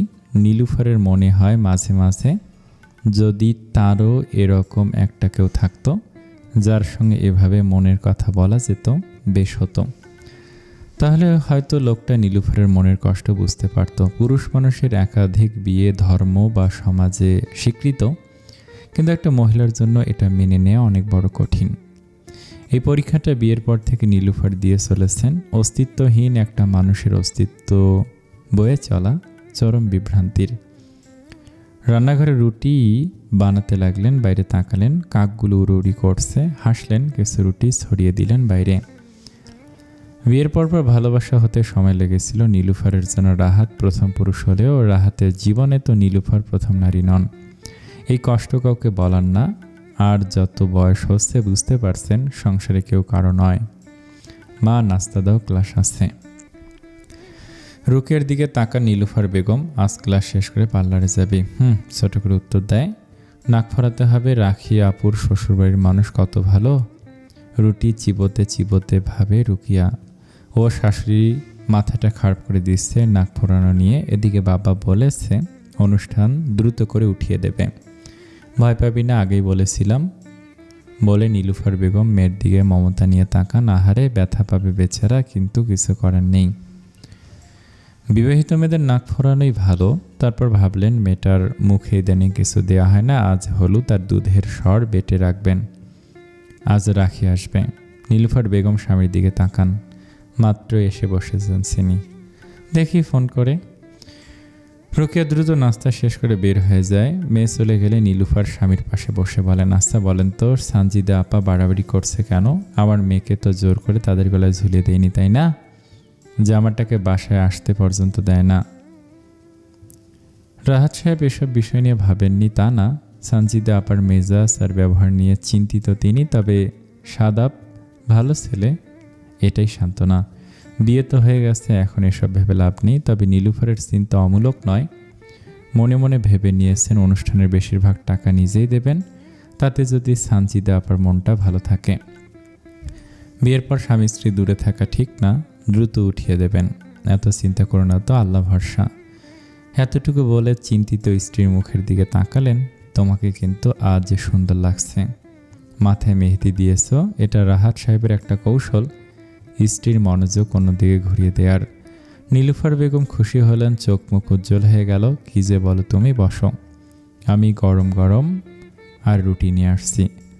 অল্পই তুষ্ট হয়ে খানিক আগের বিষণ্ণতা ভুলে গেলেন। বেশিরভাগ নারী তাই অল্প প্রশংসার মূল্যায়ন পেলে তার বহুগুণ ফেরত দেয়। রাখি আজ ক্লাসে ভীষণ রকমের অন্যমনস্ক ছিল। ক্লাস শেষ করে বের হতে দেখলো রাফিনের গাড়িটা দাঁড়িয়ে আছে। ড্রাইভার রাখিকে দেখে সালাম দিল। বস আপনাকে বাসায় পৌঁছে দিতে বলেছে, আর আপনার জন্য এই গিফট।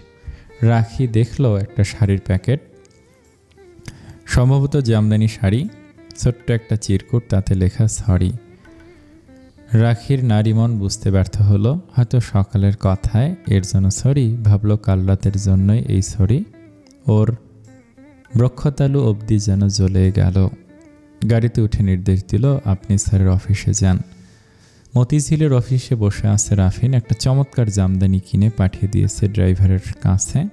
এসব বিষয়ে রাফিন বিশেষ বোঝে না, কিন্তু অনুষ্ঠানে যেতে হলেও এরকম একটা জমকালো শাড়ি প্রয়োজন ছিল রাখির। তাছাড়া সকালে শেষ কথাটা বলা উচিত হয়নি। নিজের রুক্ষ স্বভাবের জন্য মাঝে মধ্যে নিজেই বিরক্ত বোধ করে রাফিন। আর তারপর রায়হান এসে বসে আছে অফিসে। এই ছেলেটাকে এখন সহ্য করতে পারে না রাফিন। ক্যারেক্টারলেস, বউ বাচ্চাকে ঠকাচ্ছে। বহুবার ভেবেছে ভাবিকে বলে দেবে, কিন্তু আকাশ বলেছে বললে মহিলার চিরচেনা জগৎটাই বদলে যাবে। বিবাহিত মহিলাদের জন্য সংসার ছেড়ে দেওয়া তো সহজ না, তার চেয়ে থাক, নিজের মতো থাক। ঠিক তখনই ইন্টারকমে ফোন আসে। রাফিন বুঝে ফেলে রাখি এসেছে। রায়হানের দিকে তাকে বিরক্ত হয়ে বলে, তুই একটু বাইরে অপেক্ষা কর। রায়হান চোখ মটকে একটা ভঙ্গি করে। কোনো মহিলা ক্লায়েন্ট নাকি? রাখি এসেছে বলে মুখ গম্ভীর করে রাফিন যেন বুঝিয়ে দেয় এখন ওর উপস্থিতি কাম্য নয়। রায়হান আর কিছু বলে না, বের হয়ে যায়। রায়হান বেরোতে রাখি ঢোকে। রাফিন চোখ তুলে তাকায়। রাখির চেহারা থমথমে। কোথাও পড়েছিল পুরুষ নাকি শুধুমাত্র তার স্ত্রীকেই ভয় পায়? আজ রাফিন অনুভব করে কথাটা পুরোপুরি মিথ্যে না। আর একটা কথা শুনেছিল, মেয়েরা শাড়ি পেলে খুশি হয়। কথাটা কি তবে মিথ্যে? কিছু বলবে? রাফিন জিজ্ঞেস করে, ভণ্ডামি ছাড়বে কবে? মানে? রাফিন সত্যি অবাক।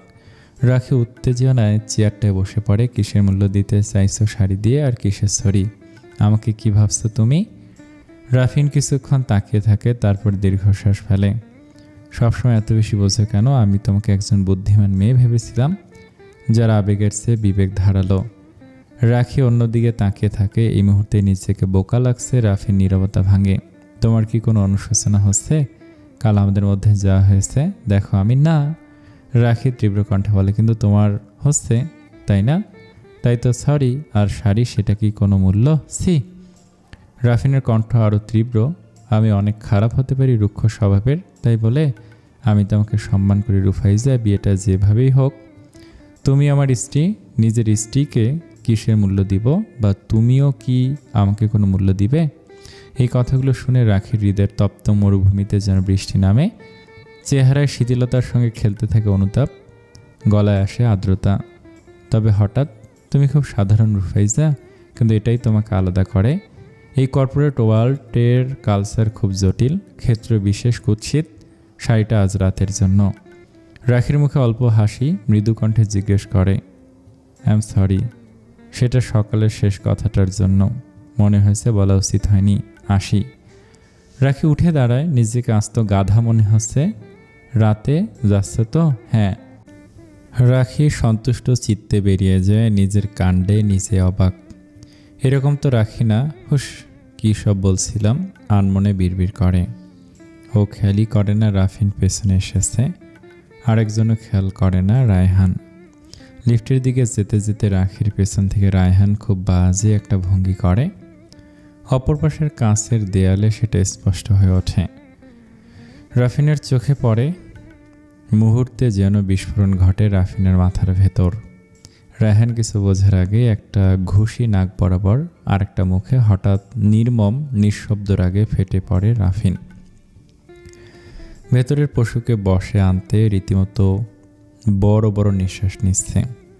রায়হান মেঝেতে হুমড়ি খেয়ে পড়ে, নাক দিয়ে রক্ত। কি অপরাধ আমি কি করলাম? মার খেতে খেতে চিৎকার করে, মনে মনে ভাবে, দেখে ফেলল নাকি? ইস। রাফিন ঝুঁকে পড়ে, দাঁতে দাঁত চেপে চাপা গলায় বলে, আমার স্ত্রীকে অসম্মান করার সাহস কই পাস তুই? চোখ তুলে নিবে একদম। আর কখনো তোর চেহারা দেখতে চাই না। রাখি দূরে আড়ালে দাঁড়িয়ে সব দেখে। দ্রুত লিফটে উঠে যায়। রায়হান উঠে বসে, চোখে বিষ। দেখে নেব রাফিন, আমি ছেড়ে দেব না, তুই শুধু শুধু। রাফিন একদৃষ্টিতে তাকিয়ে থাকে, যা যা করার করিস, এখন দূর হ। রাখি গাড়িতে উঠে নিজেকে ধাতস্থ করে, হাত পা অল্প কাঁপছে। আড়ালে দাঁড়িয়ে সব দেখেছে ও। এরকম মারামারি ও কখনোই পছন্দ করে না, কিন্তু এই অপছন্দের নিচে আর একটা অনুভূতি ধীরে ধীরে মাথা তোলে, যেটাকে অস্বীকার করতে চেয়েও পারে না রাখি। নিজেকে প্রশ্ন করে, রাফিনের এই রাগটা কিসের? পুরুষালী অহংকার, নাকি সত্যি স্ত্রীর অপমানের বোধ? কেউ কখনো রাখিকে এভাবে রক্ষা করেনি বা করতে চায়নি। বারবার রাখি নিজেই নিজের ঢাল ছিল, সব সামলেছে নিজেই। আজ হঠাৎ সেই ঢালের সামনে আরেকজন দাঁড়িয়ে গেছে, একদম নিঃশব্দে, কোনো ঘোষণা ছাড়াই। এটা রাখির হৃদয় স্পর্শ করলো, আর এই নতুন অনুভূতিটা ওকে অস্বস্তিতে ফেলছে, কারণ এটা নিজেকে নির্ভরতার দিকে নিয়ে যাচ্ছে। আর রাখি জানে, নির্ভরতা মানেই তো দুর্বলতা। কখনো দুর্বল হবে না, এই বিশ্বাস নিয়েই রাখি এতদিন বেঁচে এসেছে। এটা বোধহয় প্রথমবারের মতো নিজেকে মূল্যবান মনে হওয়া, কিন্তু এই মূল্যায়ন যদি সাময়িক হয়, নিজের মন এখন যে স্থানে দাঁড়িয়ে আছে সে জায়গাটা বিপজ্জনক, কারণ এখান থেকে মানুষ প্রত্যাশা করতে শেখে, আর কোনো কারণে প্রত্যাশা ভাঙলে মানুষ নিজেই ভেঙে যায়। রাখি চোখ বন্ধ করে, তবু অস্বীকার করে লাভ নেই। রাফিন যখন বলেছিল আমার স্ত্রীকে অসম্মান করার সাহস কই পাস, সেই মুহূর্তে রাখির ভেতরে কোথাও একটা কিছু নাড়া দিয়ে যাচ্ছিল, যেন তীব্র বাতাস ওর মনের দরজা বন্ধ, জানলা ধাক্কা দিচ্ছে। অদৃশ্য কিন্তু দৃঢ়, সে ধাক্কায় বন্ধ দরজা জানালা বিপর্যস্ত। রাখি ধীরে শ্বাস নেয়, নিজেকে শক্ত করে, কারণ রাখি জানে এই অচেনা অনুভূতির কথা কখনো কাউকে বলা যাবে না, হয়তো কখনোই না, নিজেকে না। বিচ্ছেদের জন্য যে সম্পর্কে মানুষ ঢুকে পড়ে তাতে এত গভীরে ডুবে যেতে নেই, কিন্তু হৃদয়, সে তো বোকা, চোরাবালি চিনে না। বাসায় যেতে যেতে ড্রাইভিং সিটের পিঠে মাথা এলিয়ে রাখি। হঠাৎ করে নজরে আসে একটা ওষুধের দোকান। ড্রাইভারকে গাড়ি দাঁড় করাতে বলে দোকানের সামনে একটা দীর্ঘশ্বাস ফেলে। অন্য মেয়েদের ক্ষেত্রে এসব জিনিস নিশ্চিত তাদের বড়ি এনে দেয়, কিন্তু রাখির সেই পরিস্থিতি নেই। নিজেই সকাল সকাল স্কুলে গিয়ে গুগল করে কিছু তথ্য নিয়েছে, তারপরে মেসেজে নিতুর সঙ্গে বিষয়টা নিশ্চিত হয়েছে। এসব বিষয়ে আলোচনা রাখির পছন্দ না, সেটা বুঝে নিতু তেমন কথা তোলেনি বা বিশেষ কিছু বলেনি, শুধু ওকে উত্তরগুলো দিয়েছে আর বলেছে, রাখি তোর কিন্তু বয়স হয়ে যাচ্ছে, এখন এই ফ্যামিলি প্ল্যানিংয়ের কী দরকার, আগে একটা বাচ্চা হয়ে যাক। রাখি মেসেজ দিয়েছে সব কিছু জানার পরে ওই কথা। উত্তরে নিতু রাগী লাল মুখের স্টিকার পাঠিয়েছে। রাখি স্কুল থেকে ফিরে আগে ফ্রেশ হয়ে নেয়। আজকে 2বার শাওয়ার নেওয়া হয়ে গেল।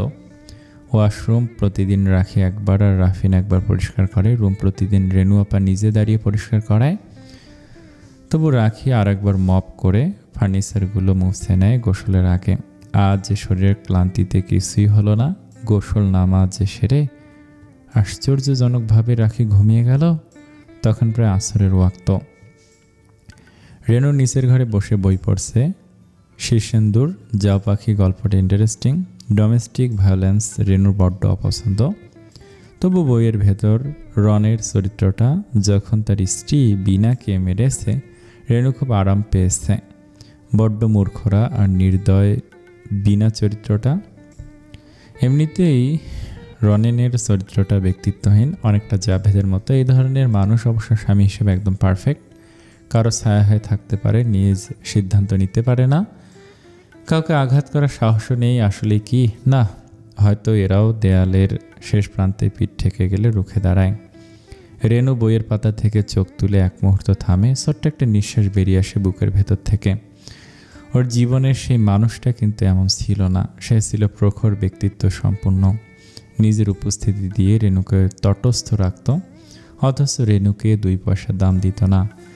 ভাবভঙ্গিতে অবহেলা দেখাতো। তবে রেনু আজও স্বীকার করতে ভয় পায় না, ওই মানুষটার প্রতি ওর টানটা ছিল সবচেয়ে গভীর। রেনু ধীরে ধীরে বুঝতে পারে, চেষ্টা করে কেন যে মানুষটা তাকে ছোট করত, তাকেই ও এত ভালোবেসেছিল। কেন শান্ত মানুষ আর ওর প্রতি পরোয়া করা জাভেদ ওকে কখনো টানেনি। তারপর সিলিংয়ের দিকে তাকায়, পাখাটা একই ভঙ্গিতে ঘুরছে। একটা টিকটিকি দ্রুত সরে গেল। নিজেই মাথা নাড়ে। মানুষটা যেন এক অদ্ভুতভাবে রেনুর অস্তিত্বের ওপর প্রভাব বিস্তার করত। সেই প্রভাবই রেনু কাটাতে পারত না। আর এটাই হয়তো মনের খেয়াল, যে যা চায় না তার কাছেই বারবার আশ্রয় পড়া। আর ভালোবাসায় অবহেলা পাওয়া মানুষরা অনেক সময় সেই অবহেলাকেই জেদ বানিয়ে নেয়। যত কম ভালোবাসার মানুষের পাত্তা পাওয়া যায়, ততই বেশি পাওয়ার আকাঙ্ক্ষা জন্ম নেয়। রেনু কি তার ব্যতিক্রম ছিল? যে মানুষটা ওকে গুরুত্ব দিত না, তার একটুখানি স্বীকৃতির আশায় রেনু নিজের সীমা বারবার ভেঙেছে। শেষ পর্যন্ত মানুষটা যখন তীব্র অপমান আর প্রত্যাখ্যান করেছে, রেনু বিবেক হারিয়ে ফেলেছে পলকেই। উফ! রেনু শিউরে ওঠে। তখনই মতির মায়ের মুখ উকি দেয় দরজার ফ্রেমে। আম্মায় ডাহে আপা। রবিনা সিদ্দিকা বিছানায় বসে আছেন। আর রাখি বাসায় আসার পর একবারও এই ঘরে আসেনি।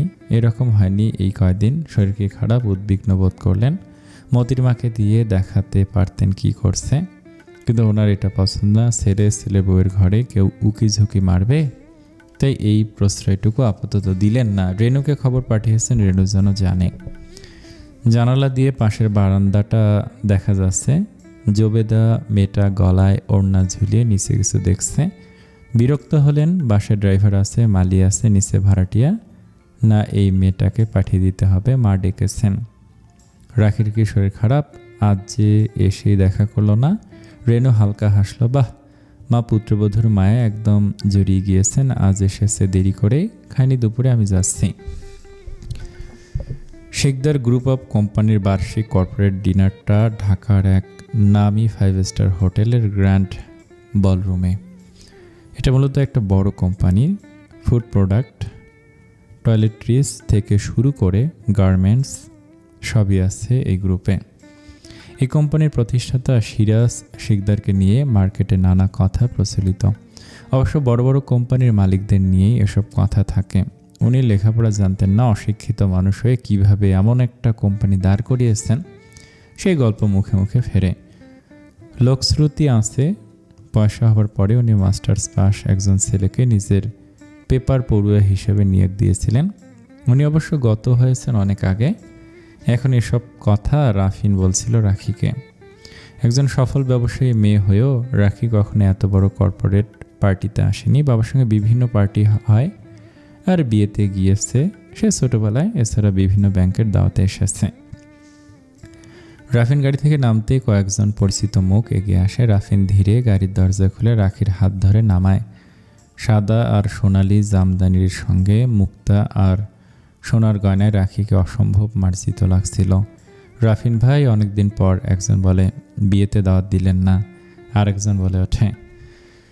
রবিনা ম্যামের শরীর ভালো তো, আজ ম্যামকে খুব মিস করছি। হাত মেলালো।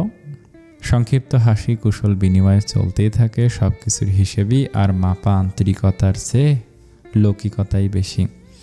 রাখি একটু পিছিয়ে থাকে, চারদিকে নজর বুলায়। বাইরে থেকে বোঝা যায় এটা কোনো সাধারণ দাওয়াত না। লবির দুপাশে কোম্পানির লোগো, নীল সোনালি থিমে সাজানো ব্যানার। এত ঝলমলে পরিবেশে নিজেকে খানিক অপ্রস্তুত লাগলেও রাখি সামলে নেয়। তবে রাখির সাজটা খুব বেশি জাঁকজমকপূর্ণ না। রবিনা মা নিজের গয়না দিয়েছে শাড়ির সঙ্গে মিলিয়ে। রাখি একটা নিঃশ্বাস ফেলে। রাফিন একবার তাকে বলে, কমফোর্টেবল তো? আরে আমার পাশে এসো। হাত বাড়িয়ে দেয়। রাখি হাত ধরতে এগিয়ে এসে নিচু কণ্ঠে বলে, ক্লান্ত বা বোরিং লাগছে? লজ্জা না করে সব খাবে। রাফিন হালকা হাসে। রাখি নাক কুঁচকে নেয়। আমি এত খাই না, জানো না? ভেতরে ঢুকলে দেখা যায় গোল টেবিলগুলো, বিভিন্ন কোম্পানির নাম লেখা কার্ড, মাঝখানে ফুলের অ্যারেঞ্জমেন্ট। এক পাশে সফট মিউজিক বাজছে, অন্য পাশে ছোট একটা স্টেজ বোঝা যাচ্ছে সেখানে স্পিচ হবে। ওয়েটাররা নিঃশব্দে ঘুরে বেড়াচ্ছে, হাতে ট্রে, অ্যাপেটাইজার আর পানীয়। রাফিন রাখিকে পরিচয় করিয়ে দেয়, আমার স্ত্রী রুফাইজা। এই কথাটা যতবার কানে যায় রাখির ভেতরে ততবারই অদ্ভুত একটা অনুভূতি হয়। কথাটা সত্যি কোনো সম্পর্কে না গেলে তার বাস্তবতা বোঝা যায় না। প্রতিটা সম্পর্কের আলাদা অনুভব আছে, আলাদা টান আছে, হৃদয়ের ভেতর আলাদা প্রতিক্রিয়ার প্রত্যাশা। চকিতে রাফিনের দিকে তাকায় রাখি। রাফিনেরও কি এমন অদ্ভুত অনুভূতি হয়। চারপাশে কৌতূহলী চোখ বলে রাখি, কেউ প্রশংসা করে, কেউ দু এক বাক্য বলে বা সালাম দেয়। রাখি হাসি মুখে মাথা ঝুঁকিয়ে উত্তর দেয়। খুব বেশি কথা বলে না, শোনে বেশি, তবে ব্যবসায়িক কথাবার্তাগুলো ওর কাছে নতুন নয়। Dollar rate, shipment, customs, market, loan, অর্থাৎ হঠাৎ পার্টিটা আর বোরিং লাগে না। বারবার চোখ গিয়ে পড়ে রাফিনের ওপর, লোকটা কীভাবে আত্মবিশ্বাসের সঙ্গে কথা বলে। মাঝে মাঝে ঠোঁট কামড়ায়, আনমনে হাসে রাখি। এক পর্যায়ে একজন মাঝবয়সী ভদ্রলোক বললেন, এই মুহূর্তে তো সবচেয়ে বড় সমস্যা ডলার ক্রাইসিস, এলসি খুলতেই ঘাম বের হয়ে যায়। রাখি একটু থামে ভদ্র হয়ে বলে, ডলার সমস্যা তো আছেই, তবে আমরা দেখছি ডাইরেক্ট সাপ্লাইদের সঙ্গে কাজ করলে কিছুটা ব্যালেন্স রাখা যাচ্ছে, বিশেষ করে যদি পেমেন্ট সাইকেলটা ছোট রাখা যায়।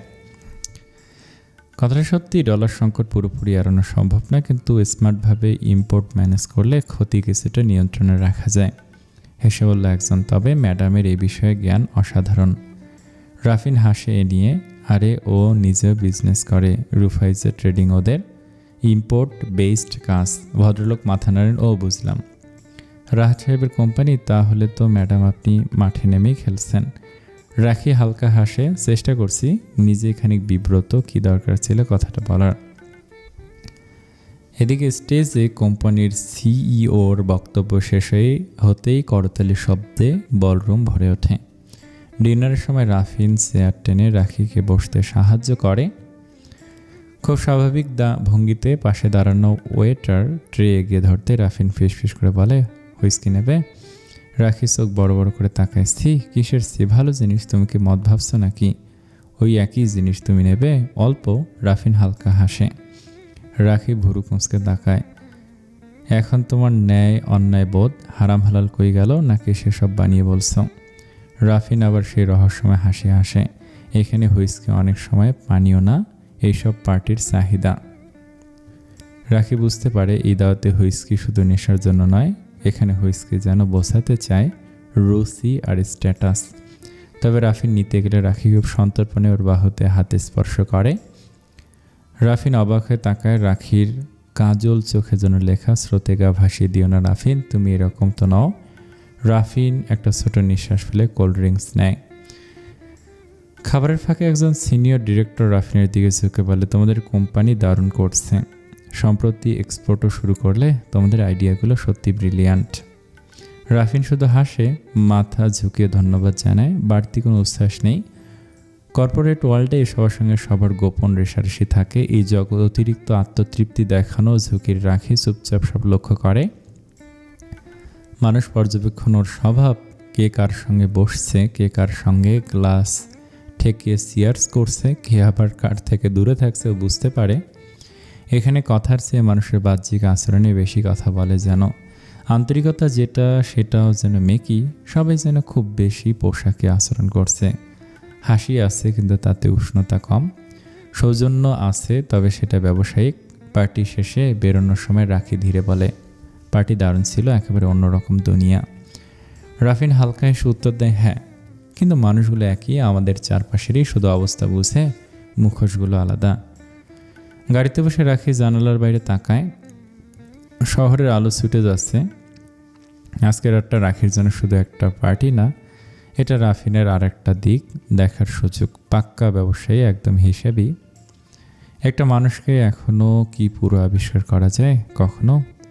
হঠাৎ রাখি বলে ওঠে, তুমি তাহলে হুইস্কি নাও? রাখির কণ্ঠে উম্মা স্পষ্ট। রাফিন বাচ্চা ভুলানো হাসি দেয়, আরে ক্ষেত্র বিশেষ, আরে হুইস্কি কি নেশা নাকি? হারাম না? রাখির প্রশ্নে চোখ শুরু হয়। রাফিন নির্জন রাস্তায় গাড়ি ছুটাচ্ছে, চারিদিকে নীরবতা। কিছুক্ষণ পর ধীরে বলে, আসলে কি জানো, আমরা কেউই পুরো শুদ্ধ নই, কিছু হারাম আমাদের মনে গভীরভাবে গেঁথে গেছে, যেমন শুকর খাওয়া বা মদ। কিন্তু সুদের ব্যাপারে কি ভাবো, সেটাকে কি আমরা সেভাবে হারাম বলে ভাবি? রাখি থতমত খায়। কথাটা সত্য, সুদ হারাম, তবুও তো ব্যবসার জন্য সুদী ব্যাংকে কারবার করতে হয়। তবুও তর্ক ছাড়ে না, নিজের হাতের দিকে তাকিয়ে বলে, কিন্তু তুমি বলেছিলে। কণ্ঠে অভিমান, না বলা কথাটা রাফিন বেশ বুঝতে পারে। নারী সংক্রান্ত বিষয় নিশ্চয়ই। রাফিন এবার দুষ্ট হাসে, আল্লাহ, পুরোদস্তুর বউ হয়ে গেছে মায়েরি। তারপর একটু ঝুঁকে যায় রাখির দিকে, কণ্ঠ নরম হয়, কসম, তুমি আমার জীবনের প্রথম নারী। যার সংস্পর্শে আগুন আর ঘিয়ের থিওরি এর মতে আমি ঘি হয়েছি। তুমি আমার জীবনের প্রথম আগুন, সেই অর্থে রাখির গাল গরম হয়ে ওঠে। দ্রুত জানালার দিয়ে বাইরে তাকায়, বুকের ভেতর যে পরিমাণ ঢাকের শব্দ হচ্ছে আল্লাহ শুনে ফেলবে না তো। মাঝে 2টা দিন কেটে গেছে। রাখি আজ স্কুল শেষ করে নিজেদের বাসায় গেল। রোকেয়া নাক ফুরিয়ে জ্বর বাঁধিয়ে অস্থির হয়ে আছে। খুব বিরক্ত লাগছে রাখির, এই কারণেই প্রেম ভালোবাসা ওর 2 চোখের বিষ। রোকেয়ার যে কি হবে, বাচ্চা একটা মেয়ে, বিয়ের জন্য পাগল হয়ে গেল, এখন ভুগবে নিশ্চিত। এটাও ঠিক, যার যার জীবন তার তার। রোকের জীবনের যুদ্ধ একান্তই ওর নিজের। রাখি আফসোস করতে পারে, বুদ্ধি দিতে পারে, কিন্তু রোকেয়ার হয়ে জীবনযাপন করতে পারে না। এদিকে রাখিদের বাসায় সাদাব রোকেয়ার বিছানার পাশে বসে আছে। রোকেয়ার খুব জ্বর, নাকের কাছটা হালকা ফুলে লাল হয়ে আছে। জ্বর মেপে সাদাব ছোট্ট একটা নিঃশ্বাস ফেলল। আসার সুযোগ পেলেন তাহলে? সাদাব তাকে রোকেয়ার অভিমানটুকু দেখল নির্নিমেষ। রোকেয়া তাকাচ্ছে না। একটা ভালোবাসা মেশানো অভিমান উষ্ণ স্রোতের মতো ওর বুকের ভেতর ছুটে বেড়াচ্ছে। এ বয়সে অভিমানটা কেবল রাগের বহিঃপ্রকাশ না, বরং ভালোবাসার স্বীকৃতির তীব্র আকাঙ্ক্ষা। কেউ দেখুক, কেউ বুঝুক, কেউ ভালোবাসুক, এরকম অনেকটা। সাদাব জোর করে রোকেয়ার একটা হাত ধরল। ওষুধগুলো নিয়মিত খাবে আর মলম লাগাবে, সব খেতে পারবে, বুঝেছ? ঘরোয়া কোনো টোটকার দরকার নেই। নাও, হাঁ করো, আপাতত নাপা নাও। ছোট করে উত্তর দিয়ে রোকেয়া হাঁ করে ওষুধ নেয়। মনে মনে মুখ বাঁকায়। টোটকার দরকার নেই, সব ডাক্তার তাই বলে, কিন্তু রসুন তেল দিলে সত্যি আরাম লাগে। এসব ভাবনার মাঝে চকিতে সাদাব হাতটাতে ঠোঁটে স্পর্শ করে দিতেই রোকেয়া চমকে উঠে। তাড়াতাড়ি তাকায় সাদাবের দিকে। ঢং। ভালোবাসা। হাসে সাদাব। এটা কেমন ভালোবাসা? তুমি একটু আসো না? আজ এসেছে আমার জ্বর, তাই নিজেকে খুব তুচ্ছ লাগে, মরে যেতে মন চায়। কথাগুলো বলতে বলতে রোকেয়ার গলায় একটা সত্যিকারের শূন্যতা ধরা দেয়। এই বয়সে আমি মরে যাব বা মরে যেতে চাই? কথাগুলো ভাবতে আর বলতে বেশ লাগে। খুব একটা অভিমান আর অপর পক্ষকে জব্দ করার কথা যেন। এই বয়সে মরে যেতে চাই কথাটা অনেক সময় ঠিক মৃত্যুর ইচ্ছের প্রকাশ নয়, বরং কাউকে আঁকড়ে ধরার আরতি হিসেবে প্রকাশিত হয়। নিজে মরে নয়, বরং নিজের কষ্ট দেখিয়ে অন্যকে অপরাধী বানানোর চেষ্টা। আবার অন্যদিকে বেশিরভাগ আত্মহত্যা এই বয়সেরই করে, নিজে মরে অন্যদের শিক্ষা দিতে। কারণ এই বয়সে আবেগ আর বাস্তবতার মাঝখানে সীমারেখাটা খুব পাতলা থাকে। একেবারে নিয়ে যাব সোমেরে, সেই ব্যবস্থায় করছি বলে সাদাব পাশে দাঁড়িয়ে কপালে হাত বুলিয়ে ঝুঁকে কপালে ঠোঁট ছুঁয়ে দেয়। আর কত ছেলে মানুষের চিন্তা তোমার, কবে বড় হবে? সাদাবের ভেতর একটা ব্যথা উথলে ওঠে। কিভাবে বোঝাবে এই মেয়েটাকে? সাদাব মায়ের সঙ্গে মিথ্যে বলতে চায় না, তাছাড়া মায়ের অবাধ্য হলে পরে রোকেয়াকেই কথা শুনতে হবে। এই নাক ফুরানো অযথা, অন্তত সাদাফের কাছে। কিন্তু ওর মা চেয়েছে, তাই কিছু বলতেও পারেনি। নিজের অসহায়ত্বটা সাদাব গিলে ফেলতে বাধ্য হয়। রোকেয়া খুশি হয় আহ্লাদি বিড়ালের মতো। সাদাফের পেটের দিকে পেঁচিয়ে ধরে মাথা গুঁজে দেয়। নাকের ফোলাটা ঠিক হবে তো? হয়ে যাবে ইনশাল্লাহ। দুপুরের খাবারের পরে সাদাব আবার ডিউটিতে চলে গেল। রাখি খাওয়া দাওয়া শেষ করে রোকেয়ার পাশে শুয়ে পড়ল। পেটের কাছটা জড়িয়ে ধরল। এই যে বুড়ি, আপনার কি অবস্থা? ভালো না? গাল ফুলে জবাব দিল রোকেয়া। এই তুমি নাক ফোড়াও না কেন? দাঁড়াও, আমি দুলাভাইকে বলে দেব। রাখি আরও হাসে। ওষুধ নিয়েছিস ডাক্তারের বউ? কথাগুলো শুনে রোকেয়া জোরে জোরে হাসে শব্দ করে। রাখি তাকে দেখে। রোকেয়াকে কি অপূর্ব লাগছে। অসুস্থ মুখেও একটা কিশোরী উজ্জ্বলতা আছে, যেটা বয়সের সঙ্গে সঙ্গে হারিয়ে যাবে হয়তো, তবুও রাখির মনের আঙিনায় এই মেয়েটা সব সময় এরকম থাকবে। বিকেলের দিকে রাখি তৈরি হতে থাকে। আজ সন্ধ্যায় খালামণির বাসায় যেতে হবে, বিয়ের অনুষ্ঠানের কথা তুলতে হবে। এসব আলোচনা বরাবরই রাখির অপছন্দ, তবে কিছু করার নেই। রোকেয়াকে উঠিয়ে দেওয়াটা জরুরি। রাখি জামাই আসবে তো? সেজেগুজে অস্থির হয়ে থাকা নতুন মায়ের দিকে তাকায় রাখি। মনে হয় এই যে এতগুলো সোনা পড়ে আছেন, খালামণি নিশ্চয়ই এসবের দিকেই তাকিয়ে থাকবেন। তবু মুখে এসব নিয়ে কিছু বলে না, ছোট্ট করে উত্তর দেয়। রাখি কিছুই জানায়নি রাফিনকে। যে মানুষটা বিয়ের সম্পর্কের নিয়মকানুন থেকে পালাতে চায়, তাকে আবার সেই নিয়মের গিটে বেঁধে ফেলা দ্বিচারিতা বলে মনে হয় ওর কাছে। বলবো না, তুমিও কত নির্লিপ্ত থাকো। তারপর দুই হাতে রাখিকে কাছে টেনে নেয়। শোনো, আমি তোমার আপন মা নই, কিন্তু মায়ের মতোই ভাবি তোমার জন্য। বলতে বলতে গলা কেমন বদ্ধ হয়ে আসে। বিয়ে হচ্ছে গাছ লাগানোর মতো। গাছ লাগালেই তো হয় না, তাতে নিয়মিত পানি দিতে হয়, কখনো সার দিতে হয়, কখনো আগাছা পরিষ্কার করতে হয়। কোনো দিন বেশি রোদ লাগে, কোনো দিন আবার ছায়া দরকার হয়। বিয়ের সম্পর্ক ঠিক তেমনই, মানুষ বুঝে বুঝে যত্ন করতে হয়। একটা ফোন দাও। রাখি বিষয়টা এড়িয়ে চলে, অন্য প্রসঙ্গে যায়। অনুষ্ঠান নাকি একটাই হবে? হ্যাঁ, তবে মেহেদি হলুদ এগুলো হবে। তোমার বিয়েতে তো হয়নি, আমাদের একটু শখ আছে না? রাখি হালকা হাসে। তোমাদের শখের দাম আক্ষরিক অর্থে হাজার হাজার টাকা। তৈরি হতে হতে নতুন মায়ের গাছের উপমাটা মাথার উপর ঘুরপাক খেতে থাকে রাখির। সত্যি তো, গাছের মতো সম্পর্ক বড় হতে সময় নেয়, কিন্তু সব গাছ কি টেকে? কিছু গাছ যত্ন পেলেও শুকিয়ে যায়, আবার কিছু গাছ অযত্নেও শক্ত হয়ে দাঁড়িয়ে থাকে। রাখি জানে না তার বিয়ের এই অদ্ভুত কোন বন্ধনহীন সম্পর্কটা ঠিক কোন গাছের মতো হতে যাচ্ছে। সন্ধ্যাবেলা গাড়ি ড্রাইভ করে বাসায় ফিরে আসলো রাফিন। দূর থেকে ওদের বাড়িটা বেশ অন্যরকম লাগে, একটা বনেদি ভাব আছে। অনেকে বলেছে বাড়িটা ভেঙে হাইরাইজ বিল্ডিং তুলে ফেলতে, কিন্তু রাফিন কিংবা ওর ভাইদের কারো তেমন একটা ইচ্ছে নেই। এটা বহু পুরাতন বাড়ি, ওর দাদি নিজের আদরের ছেলেকে দিয়ে গিয়েছেন। ওর ছোটো চাচা অবশ্য এই নিয়ে ঝামেলা করেছিলেন, তাই দাদি থেকে গুলশানের একটা ফ্ল্যাট কিনে দিয়েছেন তাকে।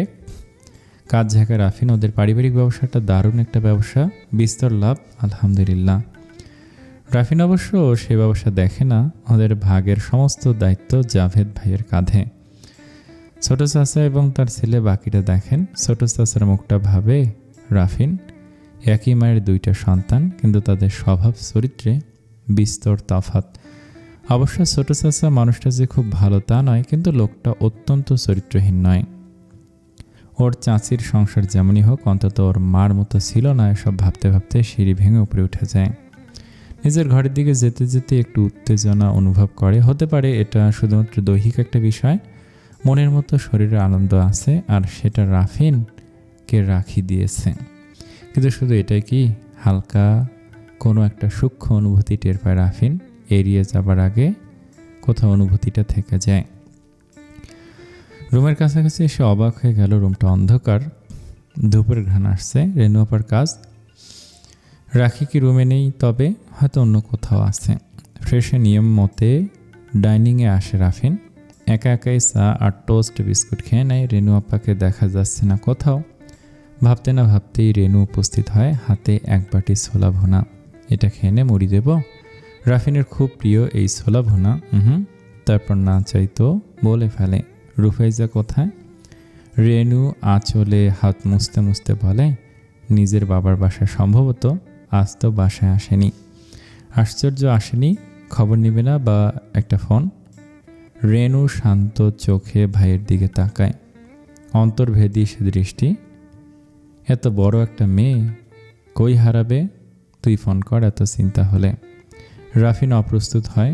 কেমন একটা অস্বস্তি লাগে। চিন্তার বিরক্তি দুই মুখী দুইটা অনুভূতি ওকে আচ্ছন্ন করে। রুফাইজা জানাবে না? তারপর আবার নিজেকে প্রশ্ন করে, কেন জানাবে? এসব নিয়ম আর দায়বদ্ধতা থেকেই তো বাঁচতে চেয়েছিল নিজে। রাফিন কেন এত ভাবছে? চুপচাপ ছোলা খেতে থাকে, কিন্তু মাথার ভেতর চিন্তাটা কুটকুট করে নিজের অস্তিত্ব জানান দেয়। রেনু ভাইয়ের দিকে তাকে হালকা হাসে, মনে মনে ভাবে চুক্তির বিয়ে এসবও হয় নাকি? তারপর খুব কৌশলী গলায় বলে, রুফাইজা কিন্তু শুরু থেকে একটু অন্যরকম, নিজের মতো চলতে চায় সবসময়। সংসারটা ওর কাছে সেকেন্ডারি। রাফিন থমকে তাকায়। সেকেন্ডারি কথাটা কোথাও যেন আঘাত করে ওকে। একই কথা আপা, অন্যরকম মানেই তো খারাপ না? রেনু নিরহ মুখ করে বলে, খারাপ বলছি না, তবে কোন বাড়ির বউ হয়ে এভাবে না জানিয়ে বাইরে থাকা একটু তো দায়িত্ব জ্ঞানহীনতায়, তাই না? রাফিনের হঠাৎ এত রাগ লাগিয়ে কেউ কেন রুফাইজাকে নিয়ে কিছু বলবে? গলার স্বর কঠিন হয়ে আসে। মানুষ কি বলবে সেটা ভেবে আমরা বিয়ে করিনি আপা, আর রুফাইজা দায়িত্ব জ্ঞানহীন না। রেনু ভুরু কুঁচকে ফেলে, তাই? রাফিন চামচ নামিয়ে রাখে, চোখে বিরক্তি। হ্যাঁ তাই। ভাইয়ের মুখের দিকে তাকিয়ে রেনু মৃদু হাসে, ভেতরে ভেতরে হিসেব কষে নেয়। কথাটা এখানেই থামানো ভালো, এখনই বেশি চাপ দিলে উল্টো ফল হবে। ঠিক আছে, তোর সংসার তুই বুঝবি, রাফিন আর কিছু বলে না, আবার ছোলা ভুনে মন দেয়, কিন্তু বুকের ভেতর একটা অন্যরকম লাগে। এই অনুভূতি যে অভিমান জনাব রাফিন বুঝতে পারছে না।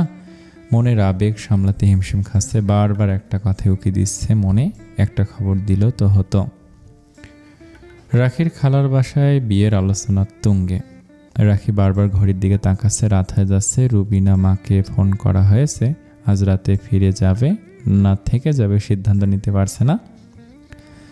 ছোট্ট একটা নিঃশ্বাস ফেলে। এমন সময় সানা আবারও চাকরির প্রসঙ্গ তোলে।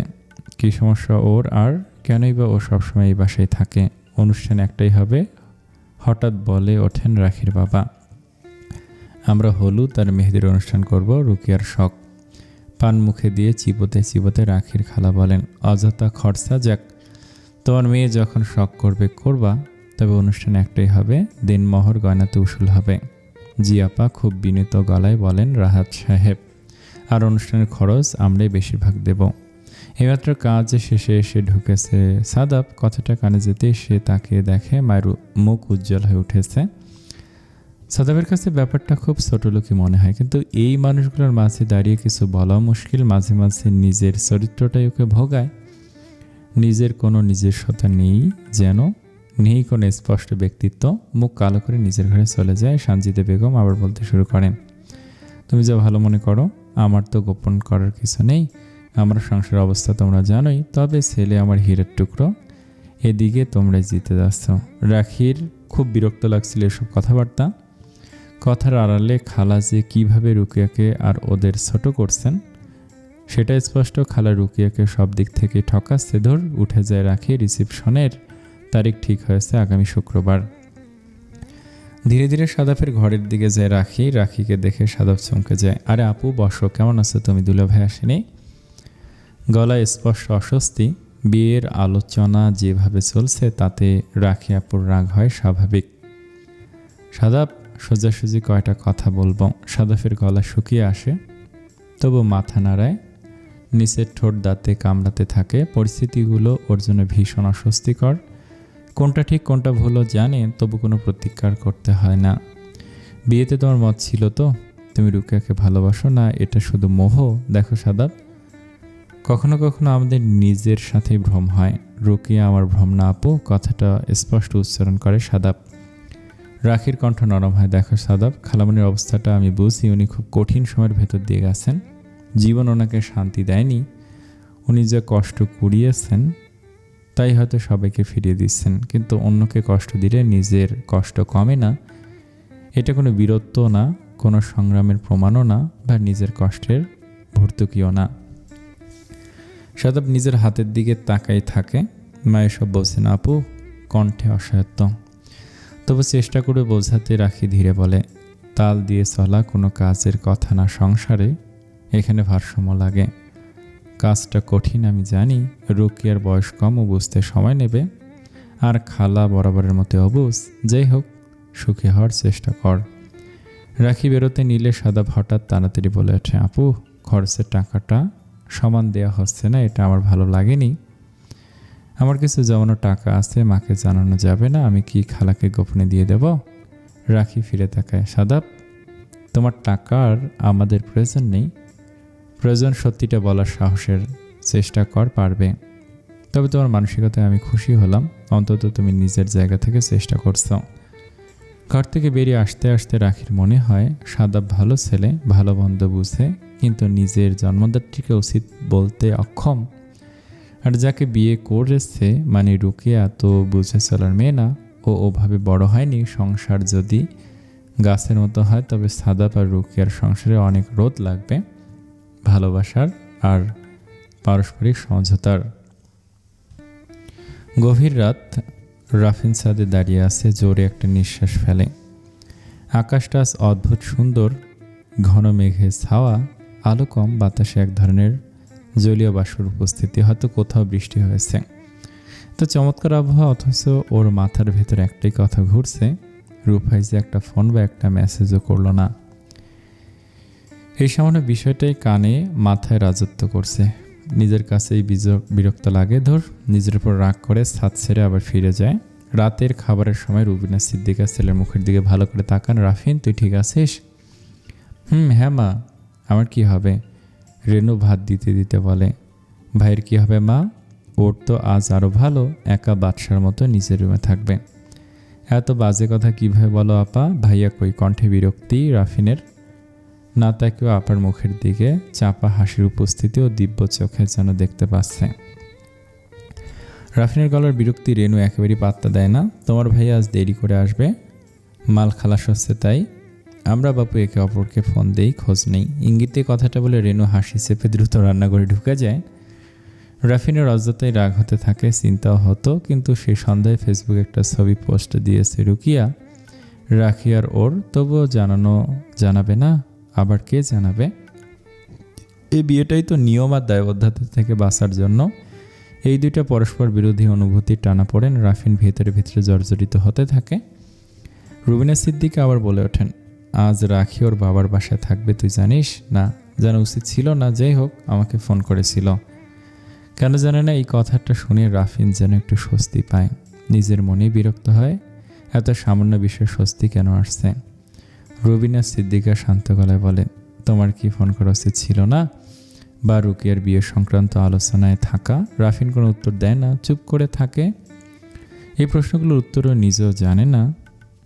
আসলে হয়তো মনের অবচেতন অংশে জানে, কিন্তু মানতে চায় না। দায়িত্ব থেকে পালাতে চেয়ে রাফিন যে ভেতরে ভেতরে জড়িয়ে পড়ছে, সেটাই তাকে সবচেয়ে অস্বস্তিতে ফেলছে। আর এটাই জোর করে অস্বীকার করতে গিয়ে আরও বেশি জড়িয়ে পড়ছে। রাতে নিজের ঘরে গিয়ে রাফিন হঠাৎ করে তীব্র একটা একাকিত্ব অনুভব করে। রাফিনের ঘরটা তো আগের মতোই আছে, বড়, নিঃশব্দ, পরিচ্ছন্ন, তবে অথচ এই কোথাও একটা কিছু নেই, অনুপস্থিত। আয়নায় নিজের দিকে তাকায়, নিজের চোখে এক ধরনের জেদ আর ক্লান্তি একসঙ্গে ধরা পড়ে। হঠাৎ মনে হয়, সৈয়দ আরহাম হক হল নির্ভর একজন মানুষ, চিরস্বাধীন, কারো কাছে দায়বদ্ধ থাকে না। তার কর্ম না কীভাবে একটা ছবি তোলে। ছবিটা তখনই ফেসবুকে পোস্ট দেয়, ক্যাপশন লেখে স্বাধীনতা। পোস্ট দেওয়ার পর মনে এক ধরনের পৈশাচিক আনন্দ জাগে, যেন কাউকে কিছু প্রমাণ করে ফেলছে। অথচ সেই আনন্দের নিচে সযত্নে চাপা পড়ে থাকে একরাশ অস্বীকার। রাফিনের একাকী মন কি স্বাধীনতা চেয়েছিল, নাকি এটা শুধু বিয়ে নিয়ে নিজের ভয় ঢাকার একটা আড়াল মাত্র? আসসালামু আলাইকুম। এই গল্পটা কেমন লাগছে কমেন্টে জানান। সবাই অনেক ভালো থাকবেন।